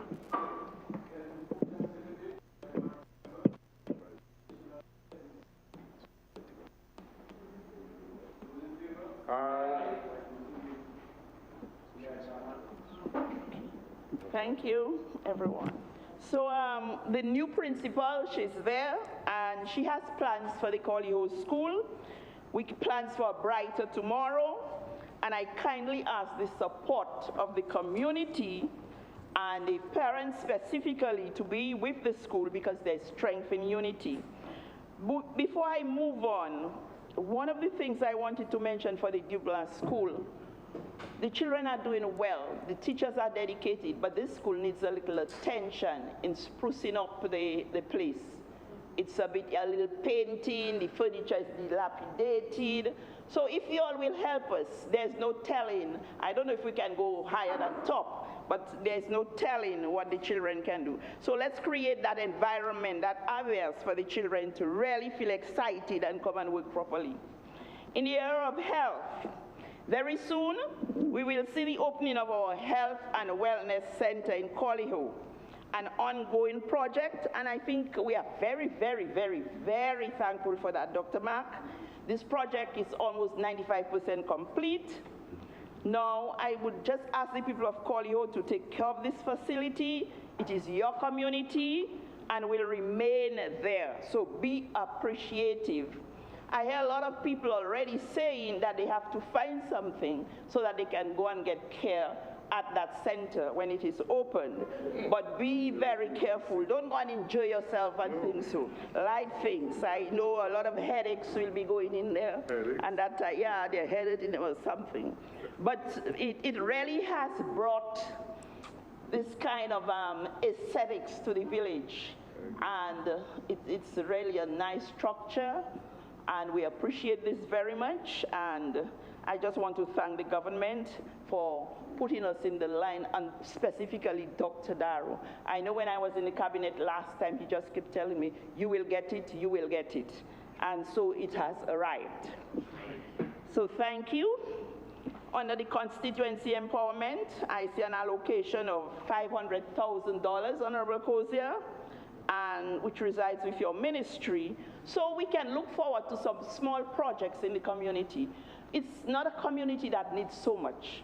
If we get our playing field, when we get the river wall, we have our health center, there'll be one thing we need, and that will be a little structure, small resource center, where we can house our post office, our village council, and have a place for little meetings, because we are handicapped in that area. So I'm looking forward to that. I want to also thank the minister for the NEP program that is going on. We have about 86 people under this program, bringing in a monthly amount of about $66,000. So that's more money circulating in the constituency. This Labour Party government has brought about massive transformation to our dear country. The gap between the more fortunate and less fortunate is closing, as this government mission is to create in its people a sense of dignity and pride.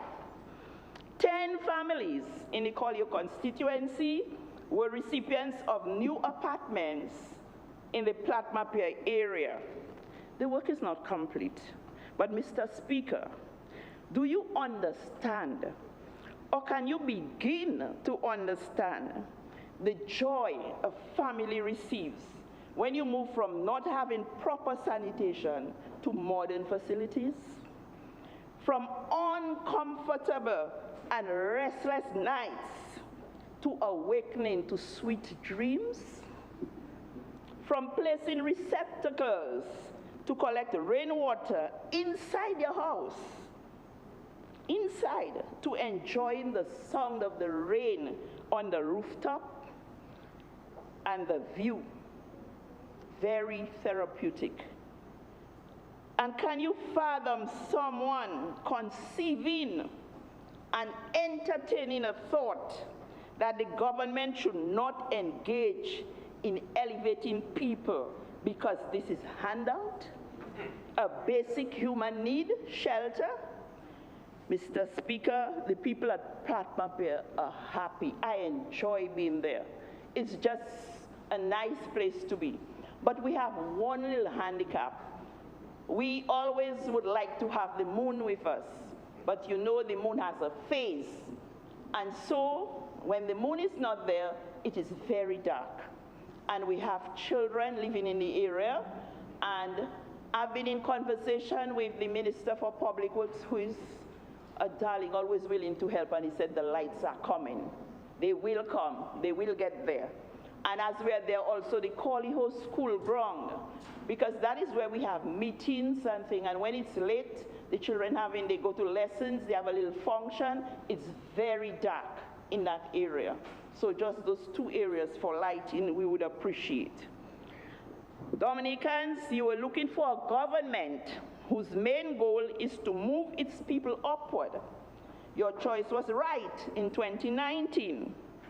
You gave us 18 past free, not free past 18.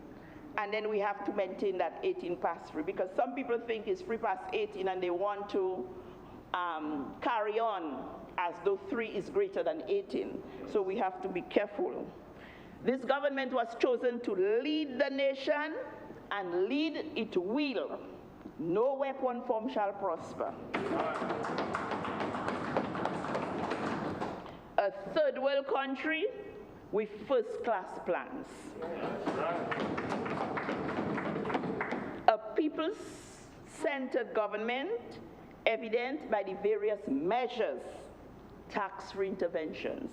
Mr. Speaker, rental property, you know what that means to people? Housing for the middle class, insurance on your mortgage free. These are measures that are tangible to the common person, to the common man.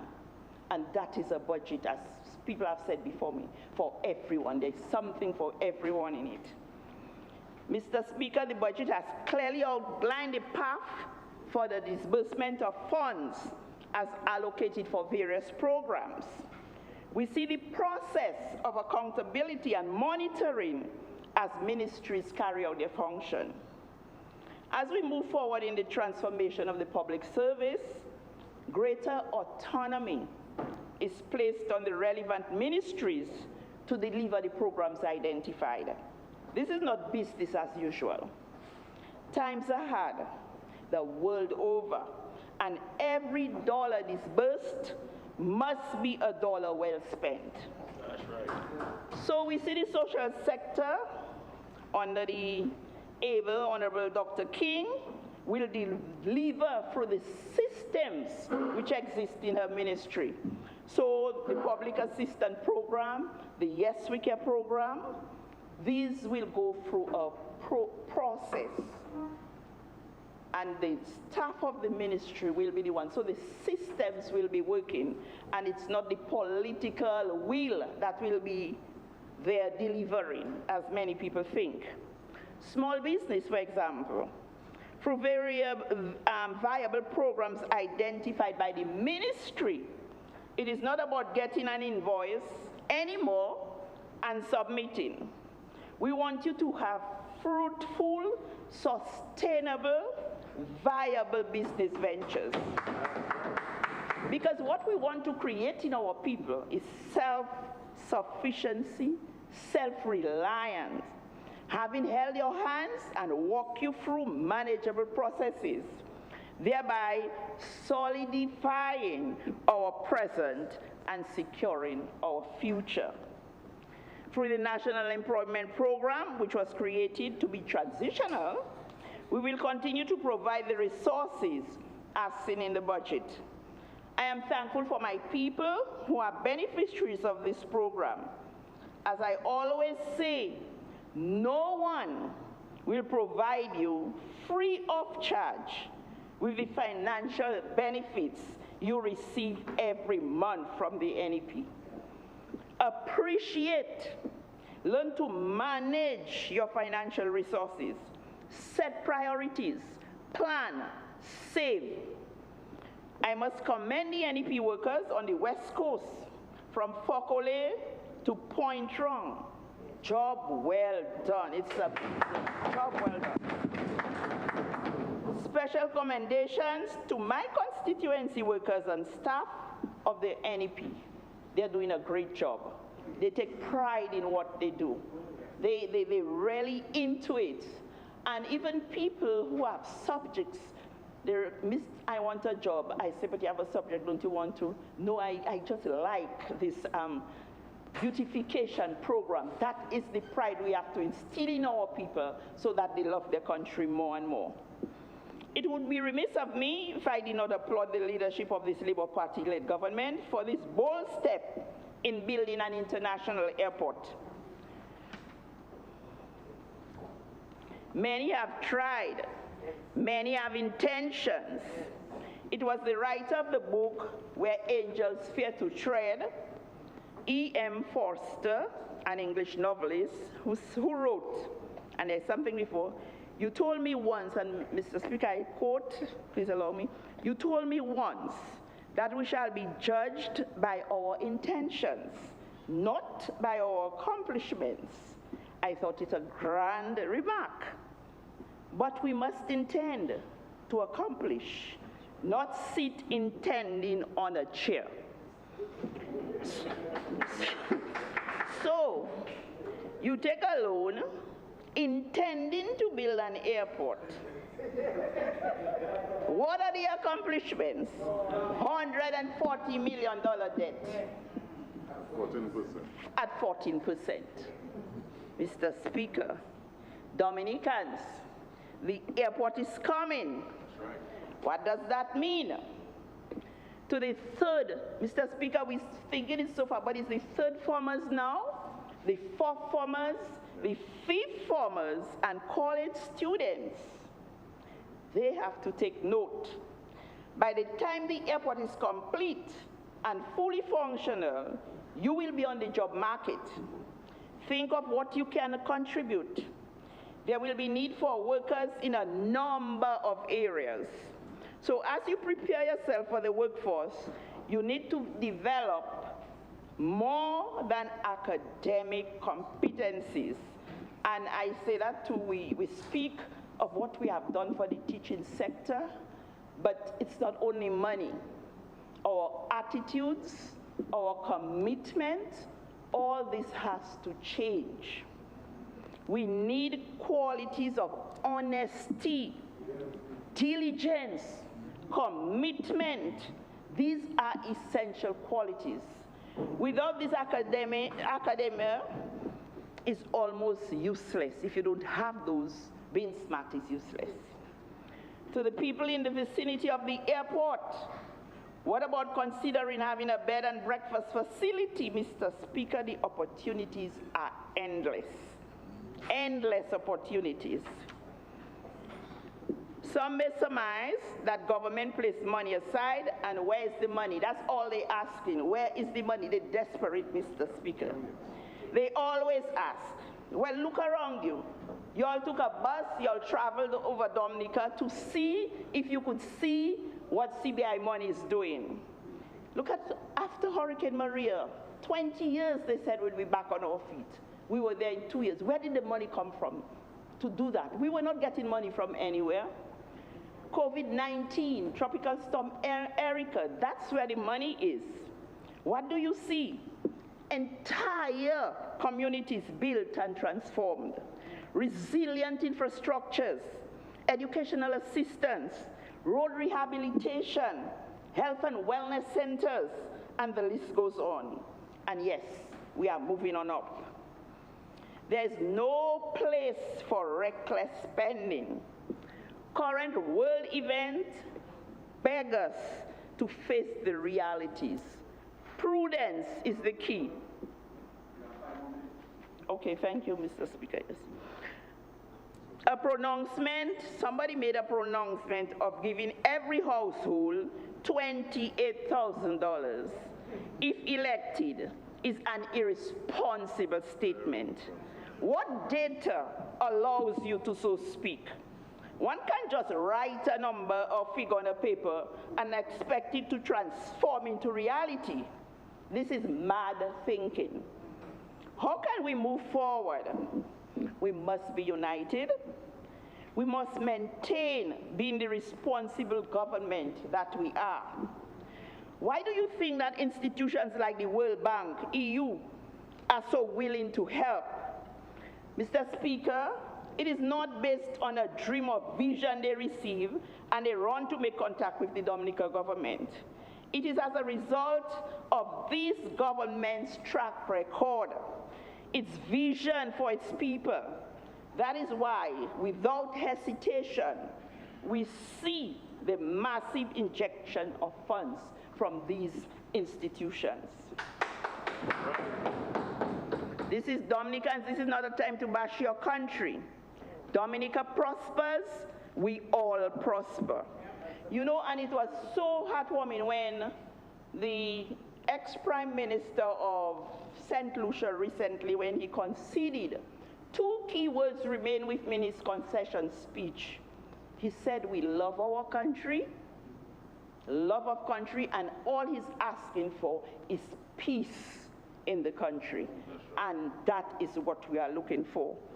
And as we firmly affirm, 2 Chronicles 7:14, if my people who are called by my name will humble themselves and pray and seek my face and turn from their wicked ways, then will I hear from heaven, and I will forgive their sin and will heal their land. For not everyone who says, Lord, Lord, will enter the kingdom of heaven. Let me take this opportunity to condole with the families of Alson Ansel, William Pielwi, and Clevenson Caesar. Many of you labor rights men know Clevenson. He was the only man in Dublin with nice gray eyes. So he has succumbed. May God strengthen the family at this time of grief. May God bless our land, the Commonwealth of Dominica, and its people as we tread on the road to building our past, solidifying our present, and securing our future. May God bless the Commonwealth of Dominica. May God continue to the work he has started in our leader, and he will not let him leave behind any unfinished tasks. And I fully support this 2021-2022 budget.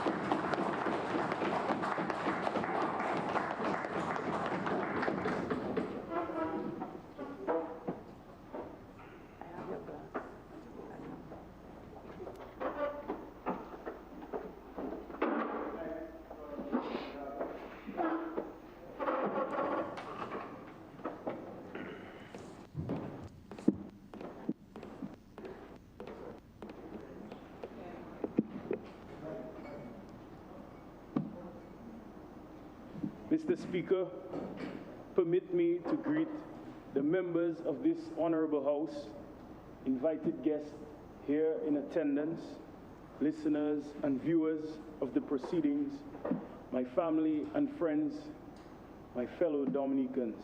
Good afternoon to all of you.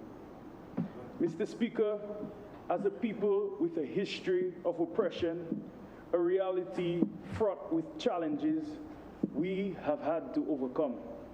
Overcome to see another day, to see that glimmer of hope that was promised, that through our faith, through our enlightenment, we believe regardless of circumstance.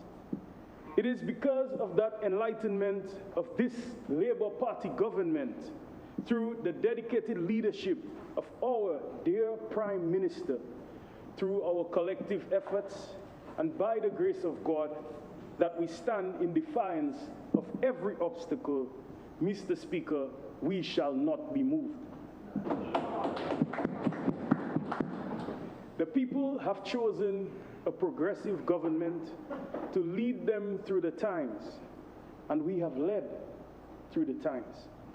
From the very start, we have led when we inherited in 2000 an economy in squalor. Our administration very quickly summoned the prowess of the best economic architects and indulged the sacrifice of an entire nation to recover. Mr. Speaker, we shall not be moved. And this is exactly how we govern in times of greatest adversity. When Tropical Storm Erica wreaked havoc on our people, displacing an entire community, robbing lives, Mr. Speaker, even in our heartbreak, we huddled and said again, we shall not be moved. And when Hurricane Maria came on that dreaded September day, Mr. Speaker, stealing even more lives and changing the life of every survivor, bludgeoning our GDP by 226%, with damage costing billions, we summoned every fleck of courage and said, we shall not be moved. And from each of these challenges, Mr. Speaker, we harvest every wisdom to prepare for a better future. With a track record of delivering and persistence, in spite of the times we navigate the murky waters. And that attitude is just what the good people of this nation need from their leaders, to bring hope, solutions, to bring assurance of a secure livelihood, and even more promise for tomorrow. And this is our pledge to the people, that with the greatest commitment we accept our duty with responsibility to labor with love and purpose. So that is why to build on the past, solidifying our present, and securing our future is not just a theme. It's not just the theme of this year's budget, but it's our labor of love, our social responsibility. So, Mr. Speaker, I rise. This is my second time that I am standing on my feet. Well, we all know what happened the first time. When a motion was passed and voting ensued and the opposition participated, Mr. Speaker, in accordance with the rules of the House. Mr. Speaker, after that, it was tragic.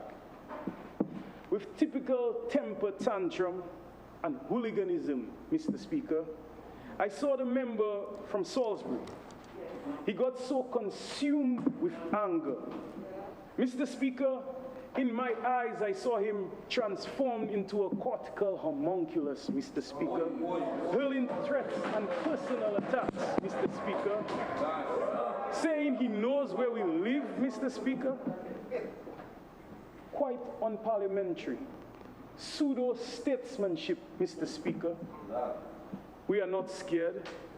Certainly, I am not scared, Mr. Speaker, because the God that I know and the God that I serve, Mr. Speaker, is also the God that protects me, Mr. Speaker. And the labor of love that we give is also the labor of love that we shall receive. Mr. Speaker, this time I stand on my feet, not only as a proud member on this side, but as a patriot of Dominica, to firmly, unequivocally lend my support to this budget presentation, and to also proclaim my commitment to the implementation with greatest diligence. And I say this not only for myself, but for all the dedicated staff at the Ministry of Public Works and the Digital Economy, all our statutory bodies and agencies, every department, Mr. Speaker, all our contractors who toil daily. Our patriots are ready, Mr. Speaker. We are ready to continue the good work of Dominica. Mr. Speaker, a budget is never easy to construct. In our own lives, in our homes, we have to make choices, tough choices, based on need and priority, often scaling back, deferring, and selecting based on order of priority. Many Dominicans come from quite humble beginnings, where we were raised to stretch things, to make a meal from half a pound of rice or hand of fig, bananas, Mr. Speaker, not being sure of where the rest would come from, the meat I'm talking about, Mr. Speaker. These are the early lessons that some of us are taught on budgeting. It's doing the best with what you have, being creative with your resources, adding value to them, applying discretion, so that all shall eat while we save for tomorrow.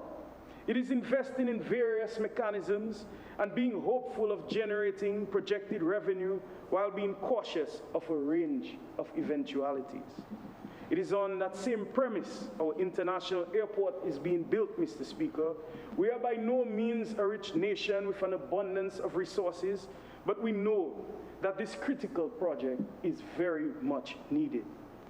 We need it as a driver to create jobs, especially for those along the supply chain in tourism, in trade, and in agriculture.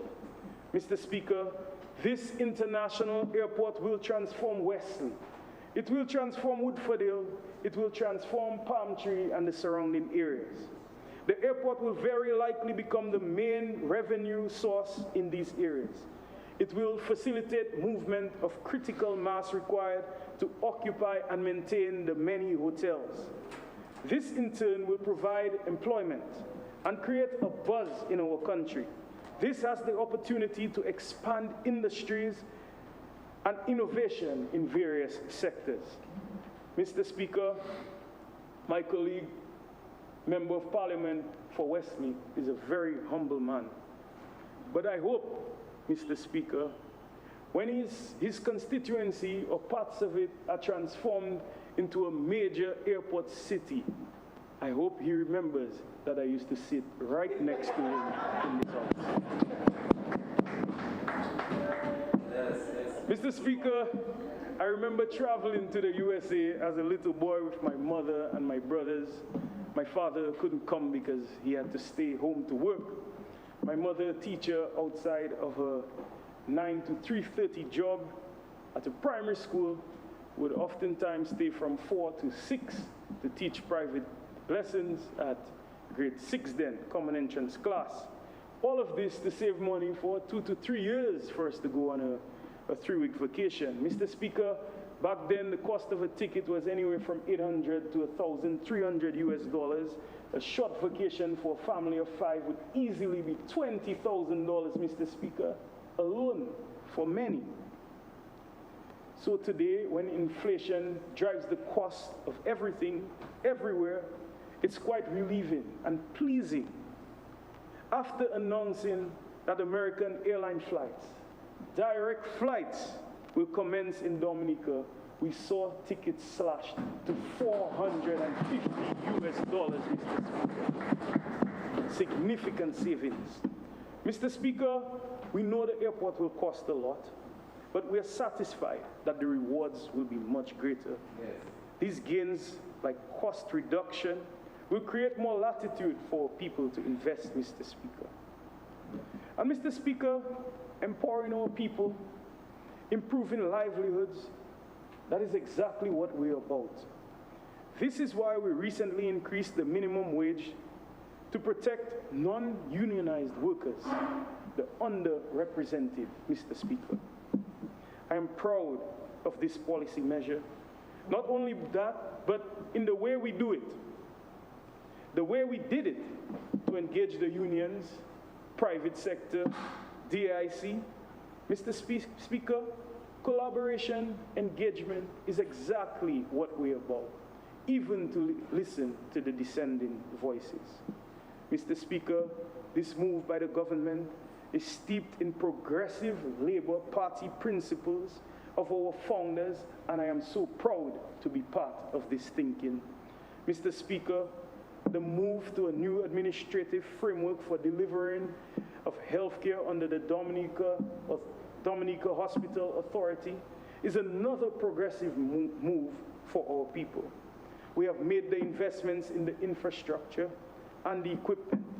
I speak to the 12 new health and wellness centers, the new Marigot Hospital, the complete refurbishment and expansion and enhancement of the Dominica-China Friendship Hospital. Mr. Speaker, our people, our healthcare providers deserve the best facilities, and we are delivering just that. Mr. Speaker, I want to yet again express my sincere thanks to the Minister for Health and his entire team for their hard work, their sacrifice, and efforts during this century's worst pandemic.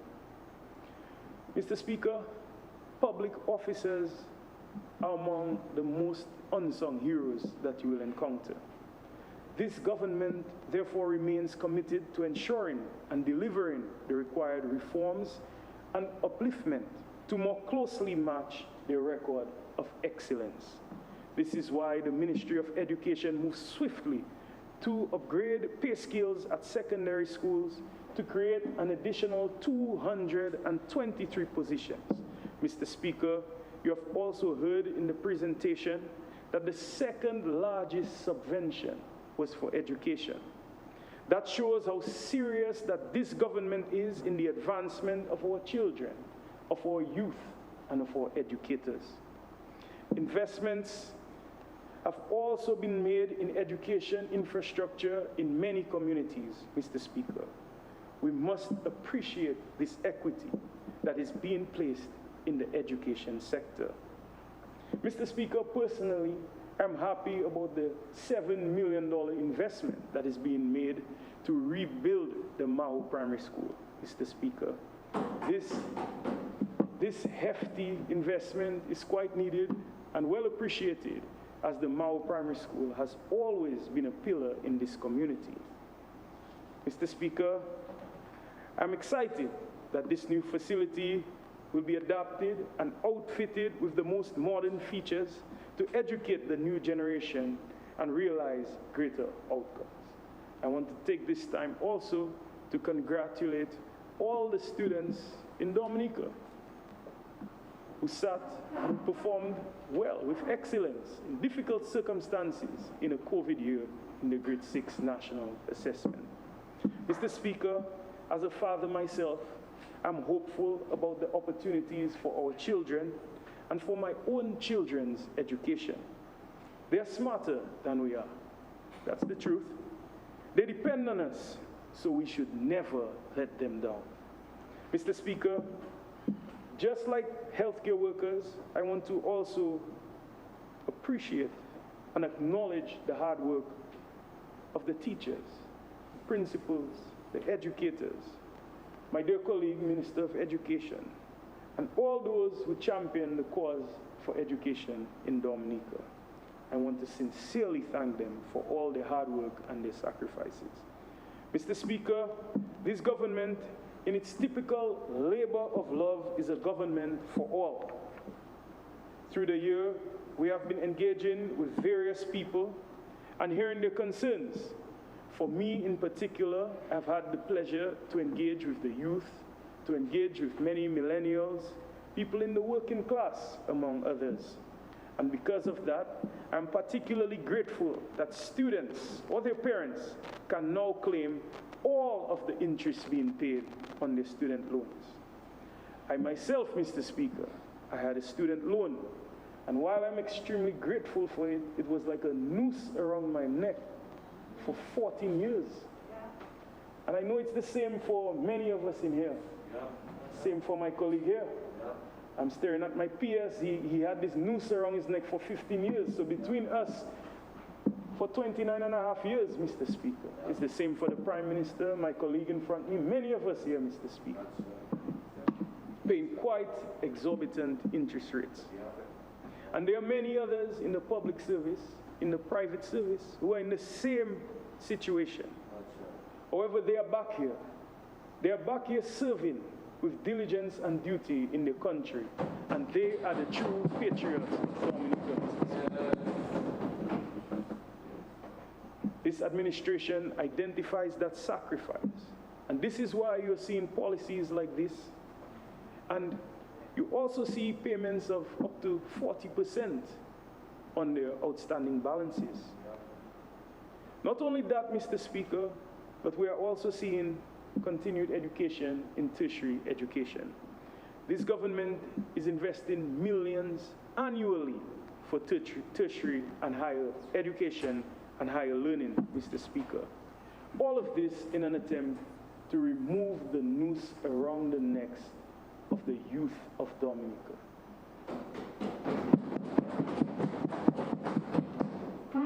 Mr. Speaker, I'm also pleased that there was work, tremendous work, done on the structure for the education policy by many of my colleagues who are in here today.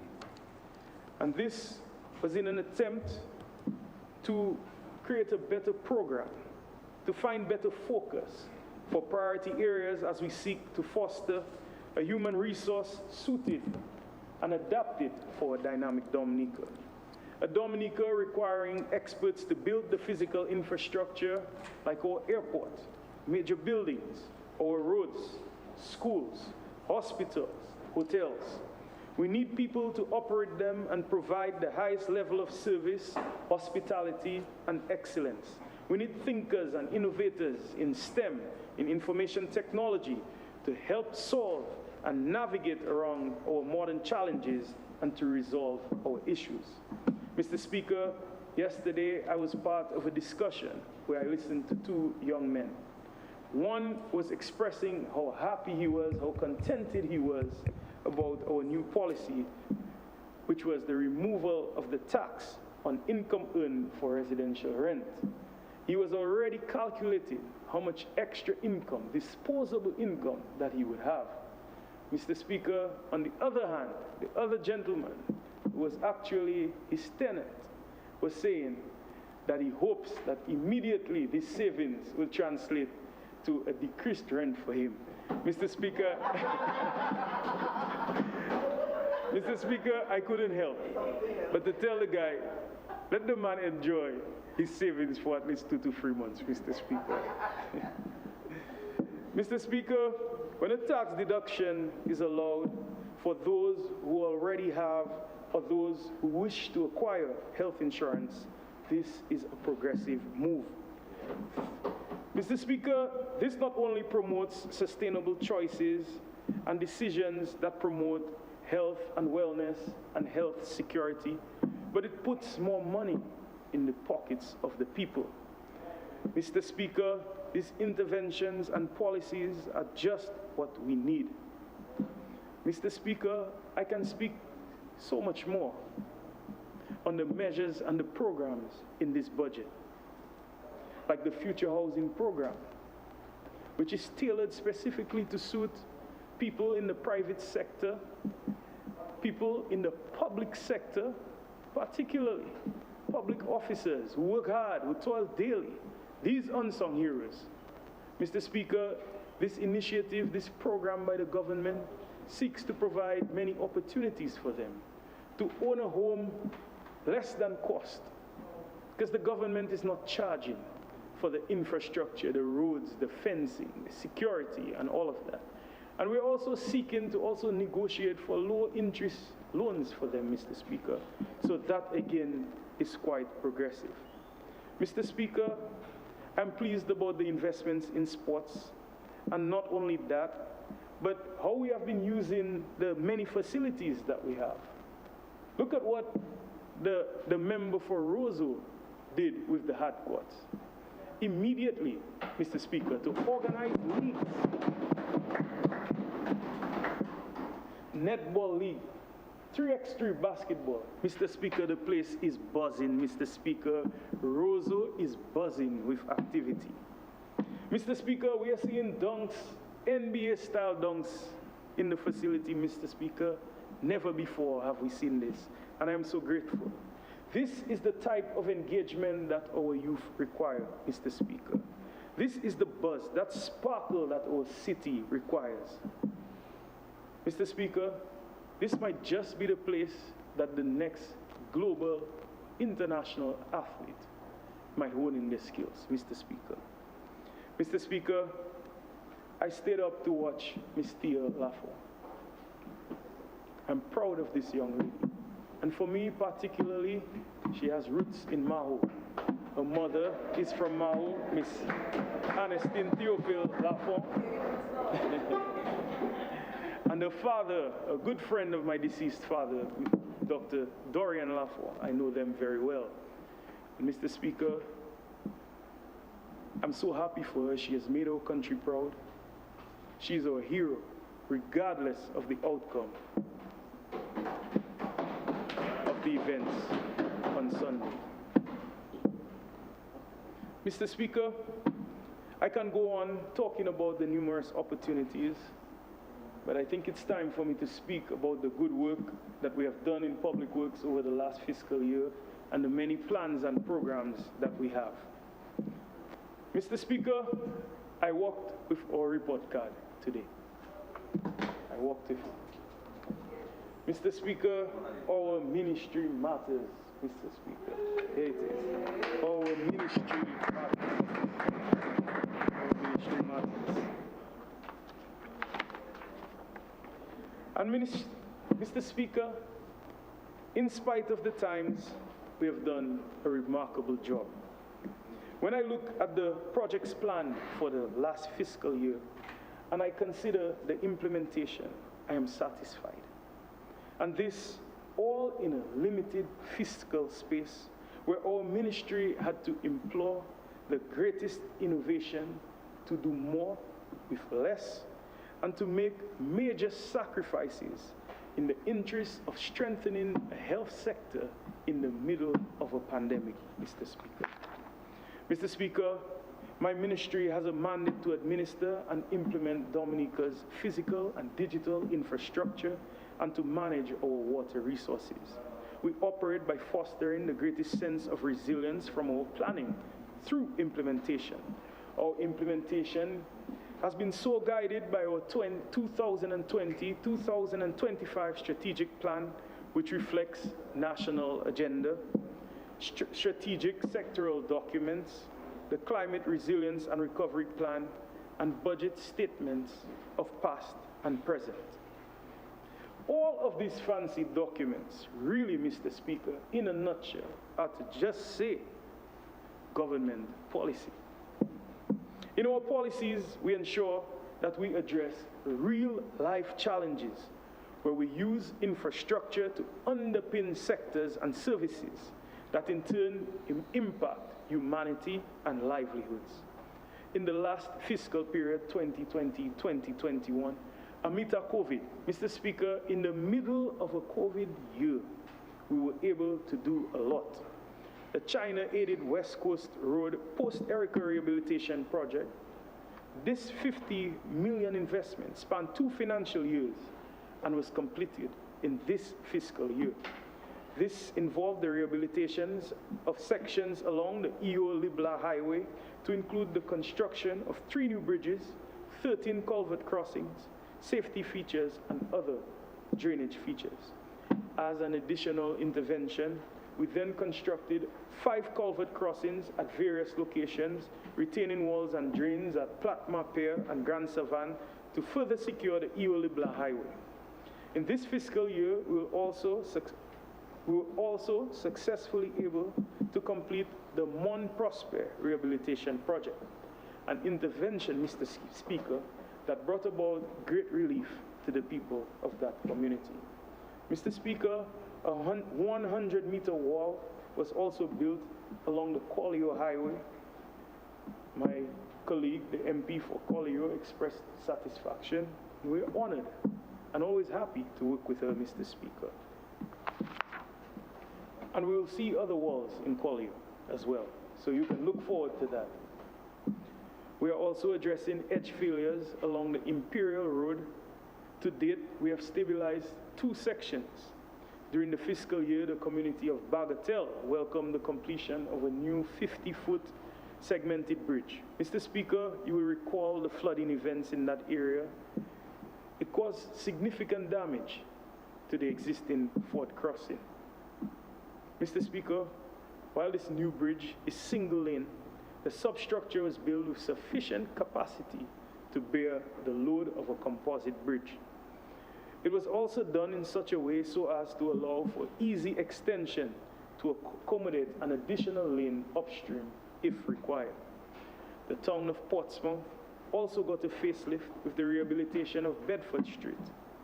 The road network in the community of Bells is receiving some major attention with the upgrade and improvements of some sections. We are also witnessing 2 bridges in Bells right now. One is substantially completed. I am understanding that only the painting is left, the other is completed. There's also work being done on a lower down on a retaining wall and culvert. So the Member of Parliament for St. Joseph will be very happy. Now she has better access to be able to sell a dashing punch. Other major projects completed include the Checkall Road, improvements to the Despot Road and sections of the Cowham Feeder Road, and many others. These are all here in my report card, Mr. Speaker. You all can have a look at some point. Mr. Speaker, the value of these critical works, these certified works, came up to $31.5 million. And quite importantly also, Mr. Speaker, is the employment that was generated from these works. Over 250 direct construction jobs resulted. This is quite significant because each job, Mr. Speaker, is linked to a family. In a time when a job is more important, more valuable than any other time in our recent history. Mr. Speaker, you hear these high impact projects completed, how much was spent, and how we engage our locals to improve their circumstance by empowering them. But we also have quite a few that are also ongoing, providing even more opportunities. Some are nearing completion and will be operational soon, while others, the more large-scale projects, will require more time for implementation. Mr. Speaker, our work at Public Works never ends. And I speak of the construction of a 12-meter box culvert in Berwickwa Grand Bay that is nearing completion. Mr. Speaker, $2.06 million investment. I know my colleague from Grand Bay is extremely pleased about that. He expressed that. 3 major road edge failures along the Warner Highway are also being addressed, Mr. Speaker. 2 out of the 3 interventions have already been completed at a value of $631,000. In the east of the island, the old Good Hope Road is currently being rehabilitated. The original road served the communities of Good Hope and San Sauver, but this got compromised by a major event, a landslide over 30 years ago. So we're happy to spend $849,000 to rehabilitate this section, Mr. Speaker. In the Roseau Valley, the construction of the Cabanis Wall has commenced.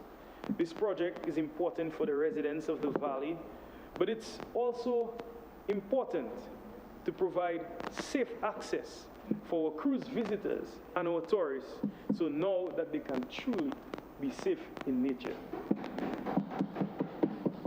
This project is at a cost of $1.8 million, Mr. Speaker. In close proximity to this project, in the Coptal, Wharton, Waven area, road rehabilitation project is also ongoing. This $1.5 million investment is delayed, Mr. Speaker. However, we promise as a ministry, we'll do everything within our capacity to ensure that this road is completed soon. And we're happy that this also provides another alternative to access the scenic views in the Roseau Valley. I am pleased to report that a new 24-meter bridge is being constructed in the village of Dubla. I need not say much more about that. The Member of Parliament for Collio expressed a gratitude, a tremendous and most sincere and earnest gratitude for this project, Mr. Speaker. The people were patient, and these are the types of projects, Mr. Speaker, that we at the ministry, we on this side, are happy to support. Mr. Speaker, work to construct the Hillsborough Bridge has commenced. The Hillsborough Bridges are 2 single-lane bridges providing access across the Lye River. Mr. Speaker, the member for St. Joseph also spoke of this one. We are happy to facilitate this work, Mr. Speaker. This investment is hefty. It comes at a cost of $8.9 million, but it is money that I know will be very well spent. And we certainly expect this work to be completed this year. Mr. Speaker, Lubia to Bagatelle Road, also known as the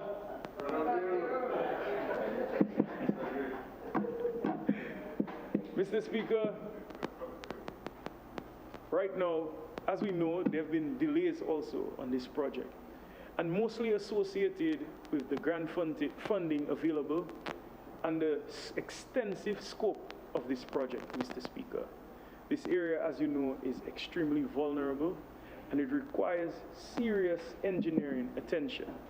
Right now, we have geotechnical drill rigs here along this road, and we're doing the necessary testing and investigation to ensure that we have a solution that is suited, that is tailored to this area.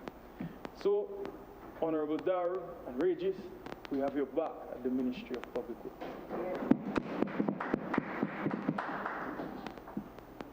Mr. Speaker, the MP for St. Joseph is very happy today. And very happy today again for the 4-kilometer roadway that is going to be built from the Hillsborough Bridge to the York Valley Bridge.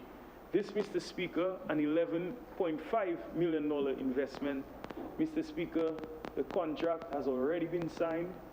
Works will commence soon, and the ministry is engaging in a process where we are reviewing the evaluation reports for a tender for consultancy to supervise these works, Mr. Speaker. Mr. Speaker, I want to put in perspective, I want to use this Hillsborough example to put into perspective the cost of these major interventions by the government. Mr. Speaker, $11 million. I had the pleasure to go to Ackley as a young boy many times, specifically an area called Casada Gardens. Mr. Speaker, this is an agricultural area. I know certain parts of the island seek to call themselves the agriculture belt. This is also an agriculture belt, Mr. Speaker. I had the pleasure to speak with the Minister of Trade, and he advised me that a box of banana is roughly $30 to $35 based on the market, the demands. Mr. Speaker, it would take us 330,000 boxes of bananas to be able to pay for this project, Mr. Speaker, at a cost of $35 for a box of bananas. Mr. Speaker, a box of bananas is about 10 inches tall. Mr. Speaker, if we were to stack this 330,000 boxes of bananas, Mr. Speaker, that would be 84 kilometers high. Wow. 84 kilometers. Mr. Speaker, a drive from Scotshead to Tatan is 63 kilometers, Mr. Speaker, just to put that into perspective. Yes. So we would still need to drive over banana boxes to pay for that, Mr. Speaker. Mr. Speaker, I just wanted to give this perspective to appreciate $11 million, because we keep on saying high figures, but I do not know for sure if we understand the investment that this government is making in Dominic. Mr. Speaker, the Daily Spitted Savannah Road is another road where work is currently ongoing. We have spent over $200,000 clearing. There is a section that requires a bridge that is going to come at a cost of slightly over $2 million, Mr. Speaker, 30-meter bridge. And we are willing to make that investment for the people of the area, Mr. Speaker. Mr. Speaker, we know the challenges driving along certain areas, particularly along the West Coast. We speak of Maho, Massa, Newtown, Soufriere, Scotshead, Mr. Speaker. So I'm speaking now about a project which was in last year's budget estimates. It's a road project in Maho from the L&O guest house to the credit union. I just want to tell the people that we have already signed the contracts, and we are going to collaborate with the village council to execute this project for this area. Mr. Speaker, we believe in collaboration and working with the people, especially when they're interested in working. And this provides the ideal opportunity to provide employment and a solution for this area, Mr. Speaker. Another important project, Mr. Speaker, is the North Coast Road Project, Marigot to Portsmouth Road Feasibility Study. It's also ongoing. And this, Mr. Speaker, will provide the resilience that we need to facilitate the various linkages in the north as we seek to provide access and the necessary aesthetics for a road associated with an airport to link all the hotels and all the services, Mr. Speaker. Mr. Speaker, the first phase will inform the construction of 36.1 kilometers of roadway from Hatton Garden to Borough Square. And I am happy again to report that the ministry has already received the option reports from the consultants, and we are in discussions right now, Mr. Speaker, as we plan to move forward to the next stages on this project. Mr. Speaker, while the East Coast project is not being implemented within the Ministry of Public Works, it would be remiss of me, Mr. Speaker, if I did not say something. Mr. Speaker, while I said that the Hillsborough Road, the road from the Hillsborough Bridge to the York Valley Bridge would be $11 million, Mr. Speaker, well, this one is $126 million. And we are very pleased about the implementation of this road, Mr. Speaker. They are doing an excellent job in the Ministry of Environment and DVRP, Mr. Speaker, and we can all look forward to a robust and resilient road network in the eastern part of the community, of the country, providing the necessary linkages again to services. Mr. Speaker, after spending so many millions in physical infrastructure and making so many capital investments, we must take care of our road infrastructure.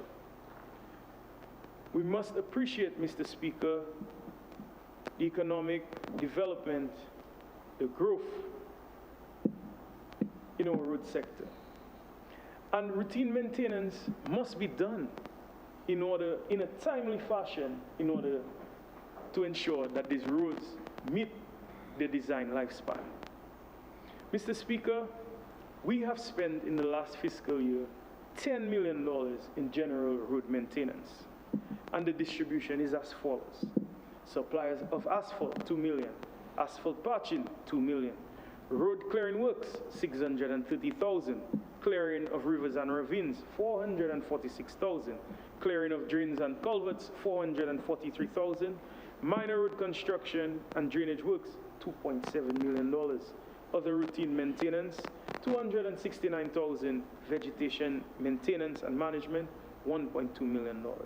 Mr. Speaker, one must appreciate these interventions. They are a collection of numerous small interventions providing over 605 jobs to various contractors and people. Mr. Speaker, these require many site visits and assessments by our staff. These are the jobs that you don't get high acclamation or credit for, Mr. Speaker, but they are truly important.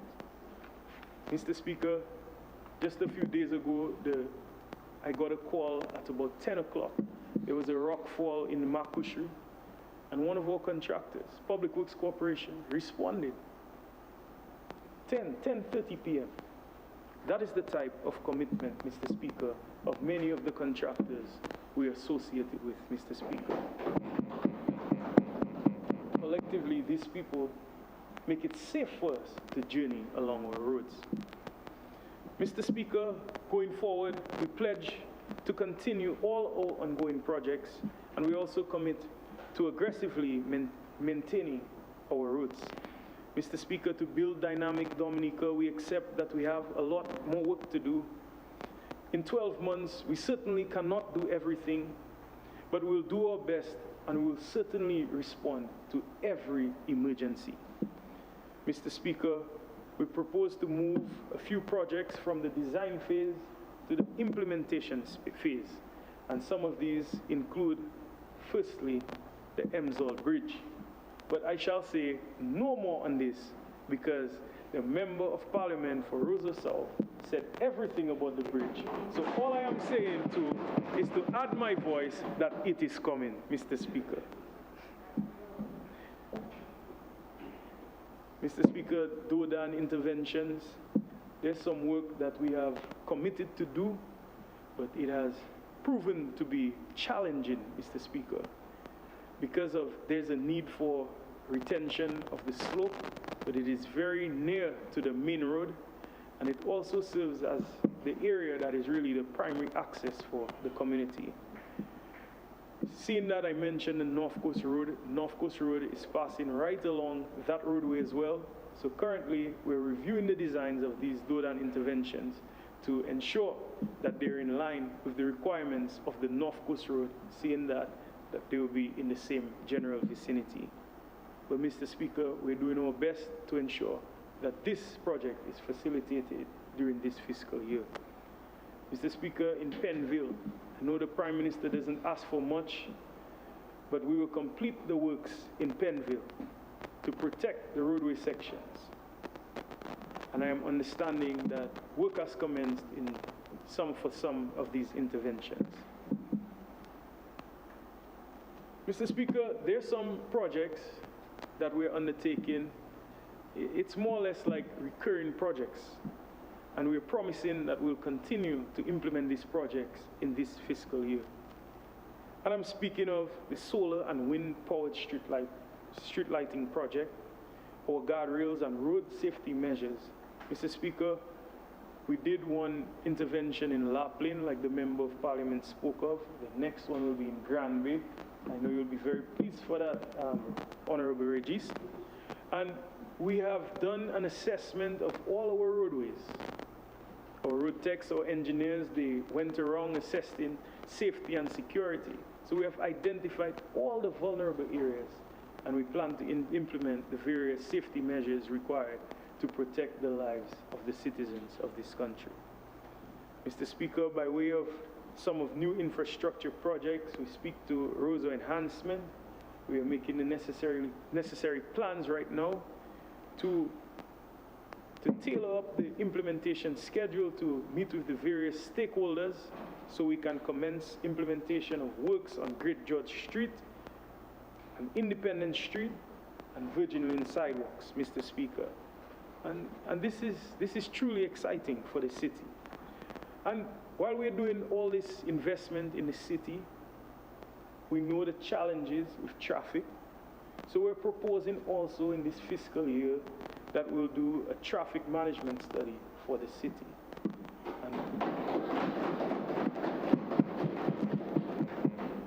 And Mr. Speaker, we will heed, we will acknowledge, and we will take the advice of the technical professionals. So if they say we need street lights near the area where Land and Survey's old DBMC exists, then so we shall propose, and so we shall do. Mr. Speaker, these are exciting times for us here in Dominica. We are living that dream. We are on our way to the mountaintop, Mr. Speaker, and I am truly happy to support that thrust. Mr. Speaker, the water sector. This also forms a very important part of my portfolio. Mr. Speaker, during this fiscal year, 2020-2021, the WASCO has embarked on projects geared towards improving access to water and reducing the vulnerability of our water supply systems to intense rainfall and flooding events. These projects have been supported by the government of the Commonwealth of Dominica. 15 more minutes. Thank you. And various donor agencies. The following are projects that have been completed during this fiscal year. Mr. Speaker, Bagatelle Water Supply Rehabilitation Project, it came at a cost of $1.1 million. Phase 1 of the Water Sector Strategic Development Plan. This involved a study which identified various vulnerabilities in water systems, supply lines, and also making recommendations for improvements. The third water supply project, also, Mr. Speaker, Water Area 1 network was upgraded. The total cost of this intervention was EC $32.7 million. Mr. Speaker, and many others, including the Bellevue-Chopin Petite Savane Resettlement Water Supply, at a cost of $2.57 million, Mon Prosper Water Supply Phase 1 for $1.8 million, Mr. Speaker. So you have it. This equity will certainly, Mr. Speaker, bring the necessary resilience and the gains in the water sector. And we plan to invest further to provide the necessary benefits and to improve the services in the quality of water and in the supply of water to enhance the lives of the people in Dominica. So great job, Dowasco. And I'm saying that to also put this into perspective, I'm saying great job because what I really need to say also, Mr. Speaker, is if we add the damage from Tropical Storm Erica to the damage of Hurricane Maria, Mr. Speaker, in the water sector, we have a combined loss of over $150 million, Mr. Speaker.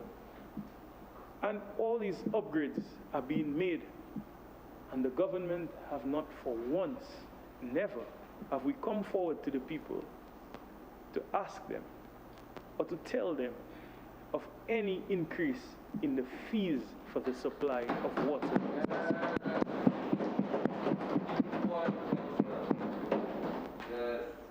Mr. Speaker, I will now discuss the digital economy. Though much emphasis has been placed on the development of the physical infrastructure and the maintenance of our public infrastructure, my ministry, with the collaboration of the Ministry of Telecoms and Broadcasting, also spent significant time creating a platform for the successful launch of the digital economy. Mr. Speaker, you heard the details in Senator George's presentations. Mr. Speaker, we are ready. Mr. Speaker, the government's built-for-purpose fiber optic infrastructure network is now complete and currently connecting various government sites across Dominica and provides telecommunications, internet, data, cloud, and other ICT services to all other sites. And this is important because the robust infrastructure laid down is in fact the launching pad for the digital economy. Mr. Speaker, please permit me to set the tone for the digital economy. I remember the day of our swearing in December, on the heels of an election. We were precipitously perched at the cliffhanger of the year 2019, staring at the pastures of a new age with our perceived vision for 2020 and the years beyond. Much to our chagrin, Mr. Speaker, the world in its typical posture of self-fulfilling hubris reminded us of how minuscule our role is in the order of life. Mr. Speaker, who would have known that in 17 months, nearly 200 million people would have been infected with COVID-19, resulting in over 4 million deaths worldwide? Who would have known, Mr. Speaker? One thing we know for sure is that our lives have forever changed.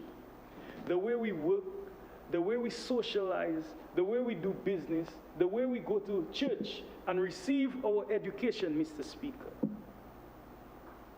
And Mr. Speaker, what you have seen was a spurn in innovation, Mr. Speaker.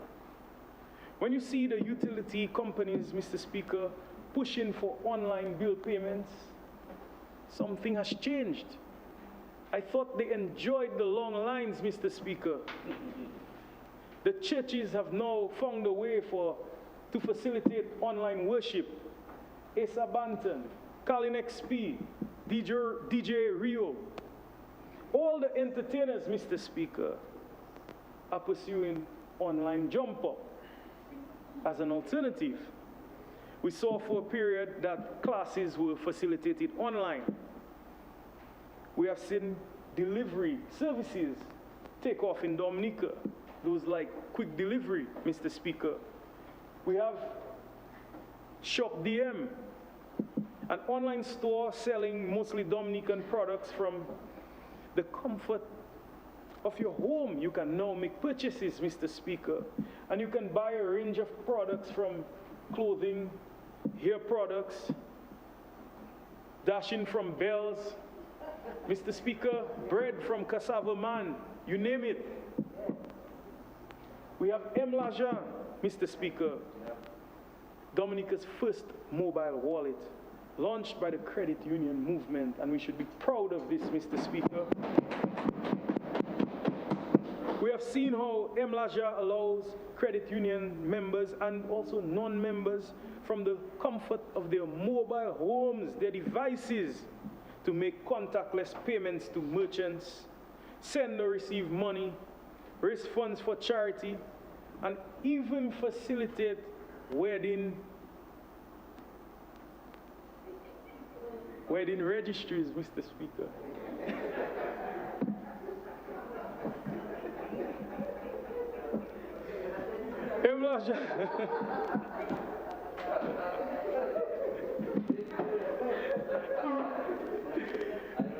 Mlaja will allow users to pay their utility bills from the comfort of their handsets. This brings accessibility, flexibility, reliability, and affordability to Dominica, and will assist businesses on the e-commerce front through their checkout solutions. And we wholeheartedly welcome these alternatives and innovations, Mr. Speaker, by the private sector, and will continue to partner with all of them, the Mlajas and the others, with their upcoming initiatives. Mr. Speaker, our very own ICT unit has been part of this trust. We've created so many portals, programs, and apps in this time period. To name a few: Curfew Pass, Travel Facilitation, Scheduler, the e-payments. Mr. Speaker, we have collaborated very closely with Ministry of Governance on this one. And Mr. Speaker, the ICT department is happy to continuously deliver the services required to take full advantage of this new thrust with the digital economy. Mr. Speaker, swiftly we have gone from hearing the term digital economy for the first time to now living, experiencing, and encouraging the benefits of it. And I applaud all the pioneering companies and individuals who have done their best to advocate and implement these novel ideas. Mr. Speaker, we have always had a digital economy in Dominica. But now I firmly believe that we are living in a time where we don't have a choice anymore but to accept and embrace this. And this is why this government chose to lead this front in a structured way. To ensure that the targets set by government are met, the ministry capitalized on a World Bank Caribbean Digital Transformation Project, and along with the Ministry of Finance. 5 more minutes. 10, please. Mr. Speaker, I move that the Honourable Minister be granted an additional 10 minutes to complete his presentation on the budget. It has been moved and seconded that the Honourable Minister Laville be granted an additional 10 minutes. Thank you, Mr. Speaker. Those in favor? Aye. Those against? The ayes have it. You are given an additional 10 minutes. Thank you, Mr. Speaker. To ensure that the targets set by government are met, the ministry capitalized on this $28 million financing opportunity, Mr. Speaker. Mr. Speaker, this will transform Dominica into the most digitally advanced society in the English-speaking Caribbean. The project aims to develop core foundations to enable digitalization of government and improved access and adoption of digital services, skills, and technologies among individuals and various businesses. We will therefore implement strategies that focus on creating a digitally enabled environment. As we seek to digitize services, Mr. Speaker, we are mindful of cyber attacks and various threats that can severely impact the provision of digital services and online transactions. We'll therefore establish a national computer emergency response team to support the development of national-level cybersecurity capabilities that will guard against these attacks and various threats.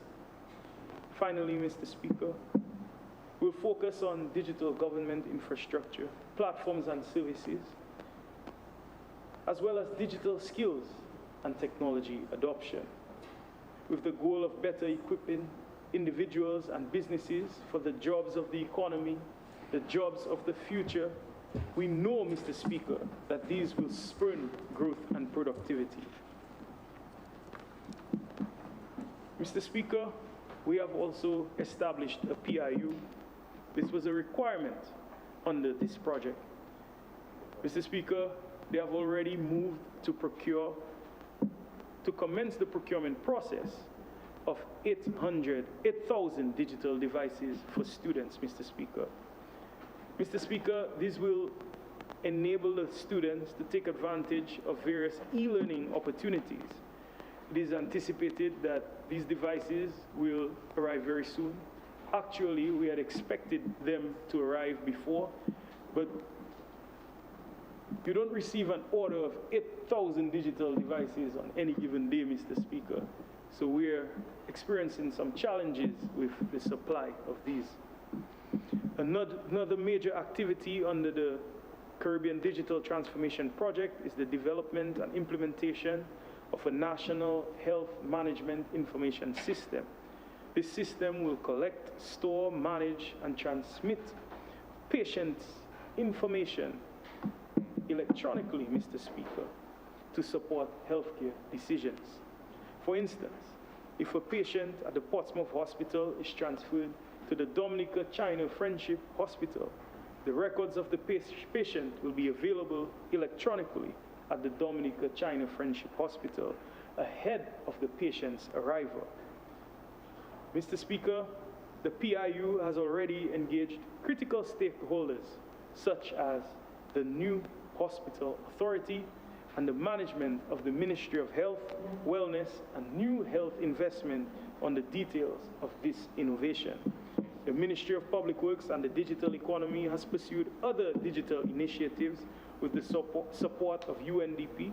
We spearheaded a digital readiness assessment using a tool that provided for higher level insights into Dominica's digital strengths and weaknesses.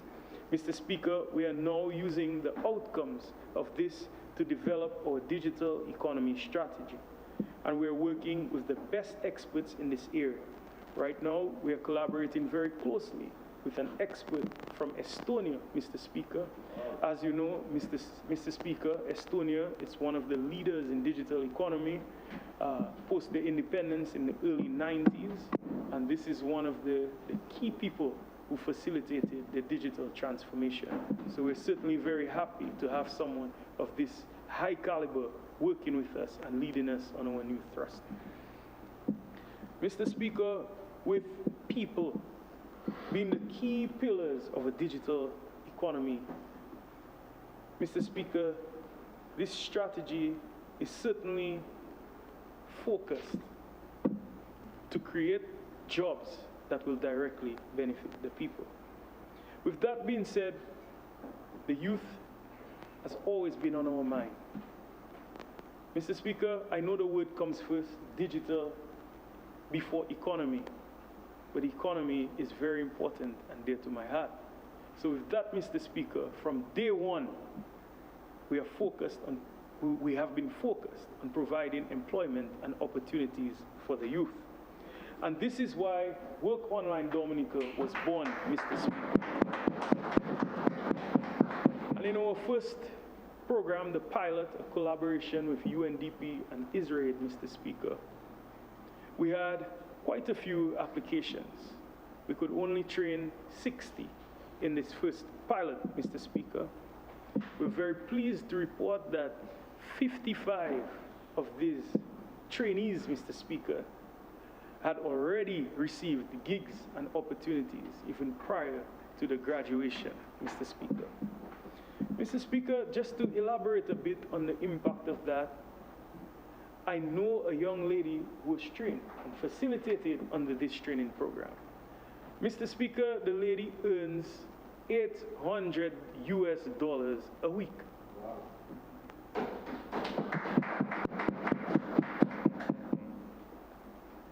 She's so exceptional like many other Dominicans in the delivery of the services, that she is afforded more than 24 hours a day to work. Now, what does that mean, Mr. Speaker? No person can work for more than 24 hours a day. She has now become a trainer, Mr. Speaker, and she is recruiting others to facilitate this company.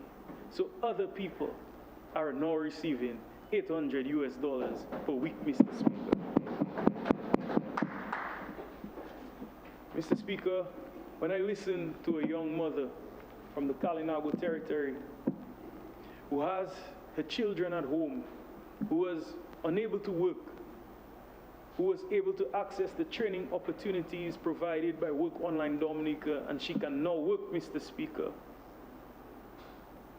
That is truly remarkable, to provide empowerment for people, no matter what the demographic, no matter what the circumstance, Mr. Speaker. This is a solution for all. Mr. Speaker, currently, we are facilitating the second cohort of trainees. Another group of 61 have been informed. And we're already getting great news, great feedback from this. So this right here is the opportunity to empower many more Dominicans. Mr. Speaker, this budget, our programs, provide opportunities for all. And I encourage all of us to embrace them, Mr. Speaker, to take advantage of all these opportunities for empowerment that are right before our feet. Mr. Speaker, we have developed a great relationship with the people. We have built relationships of reliability and trust with the people. Mr. Speaker, this starts from the policy level and it filters right down through the ministry, Mr. Speaker, from our framework to administration to implementation. Mr. Speaker, we understand the needs of the people. And many of these policies have over the years been effectively converted into projects of high impact. Projects, Mr. Speaker, that change the lives of many people. Mr. Speaker, I want to acknowledge all the staff in our ministry, Ministry of Public Works and Digital Economy. They are also unsung heroes, Mr. Speaker. From the Technical Services Division, who facilitate our policies, to ICT, to the Digital Economy units, Electrical Division, our statutory corporations and commissions, namely the WASCO, Public Works Corporation, and the Independent Regulatory Commission. Mr. Speaker, all of them, Mr. Speaker, they are also unsung heroes. And I'm very happy and honored to have the pleasure to work with these people of diligence and duty. Mr. Speaker, I want to especially thank the Permanent Secretary, Mr. Roland Rouet.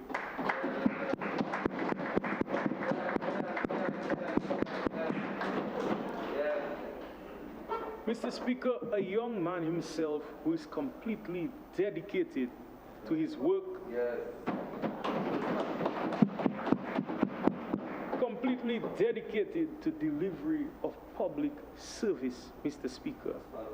Mr. Speaker, he espouses the greatest diligence, and I am honored, I am extremely honored, Mr. Speaker, to work with him. I want to also recognize the Cabinet Secretary, the FS, other permanent secretaries, Mr. Speaker, who also foster that type of diligence and collaboration, Mr. Speaker.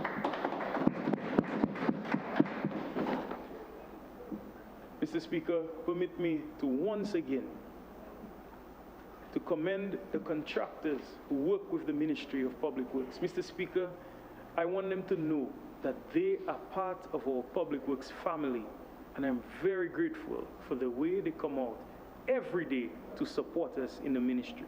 Mr. Speaker, I am very happy for the opportunities that present themselves for these contractors as we move forward to build the dynamic Dominica.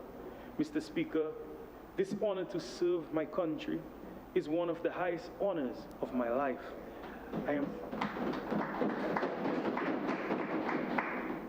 Mr. Speaker, I'm truly and indeed humbled. I wish to thank my family, my friends, the great people in my community of Maho, and all Dominicans, Mr. Speaker. Without them, there is no opportunity and no honor to serve. I wish to thank the Honorable Prime Minister for entrusting me to serve in this capacity, and also for his quiet but steadfast leadership by example. Thanks to all my colleagues, Mr. Speaker, for their tremendous support, their collaboration, their advice throughout this last fiscal year. Mr. Speaker, this team is truly amazing. Yes. Mr. Speaker, no one apart from ourselves, our families, our children will ever see the commitment, the sacrifice, the focus, the poise, the diligence to duty and service of these people on this side of the House, Mr. Speaker. Mr. Speaker, this right here is the only team that can truly build on the past, solidify the present, and secure the future of Dominica, Mr. Speaker, with these few words, Mr. Speaker, I pledge my resounding support, Mr. Speaker, to this budget as presented. I pledge my unwavering commitment to the delivery and the fulfillment, the implementation of all the plans and the programs as captured in this project. Mr. Speaker, may God bless the plans of this government. May God bless the programs of this government. May God bless the good people of Dominica. God bless Dominica, Mr. Speaker. Thank you.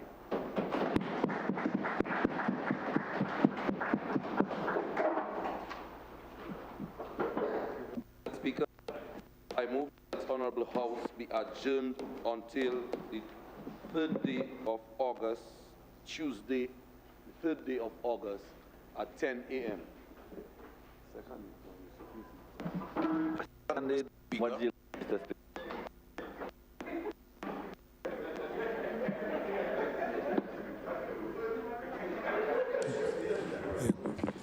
It has been moved and seconded that this House be adjourned until Tuesday, 3rd August at 10 a.m. Those in favor? Aye. Those against? The ayes have it. House stands adjourned until August 3rd at 10 a.m. Mr. Speaker.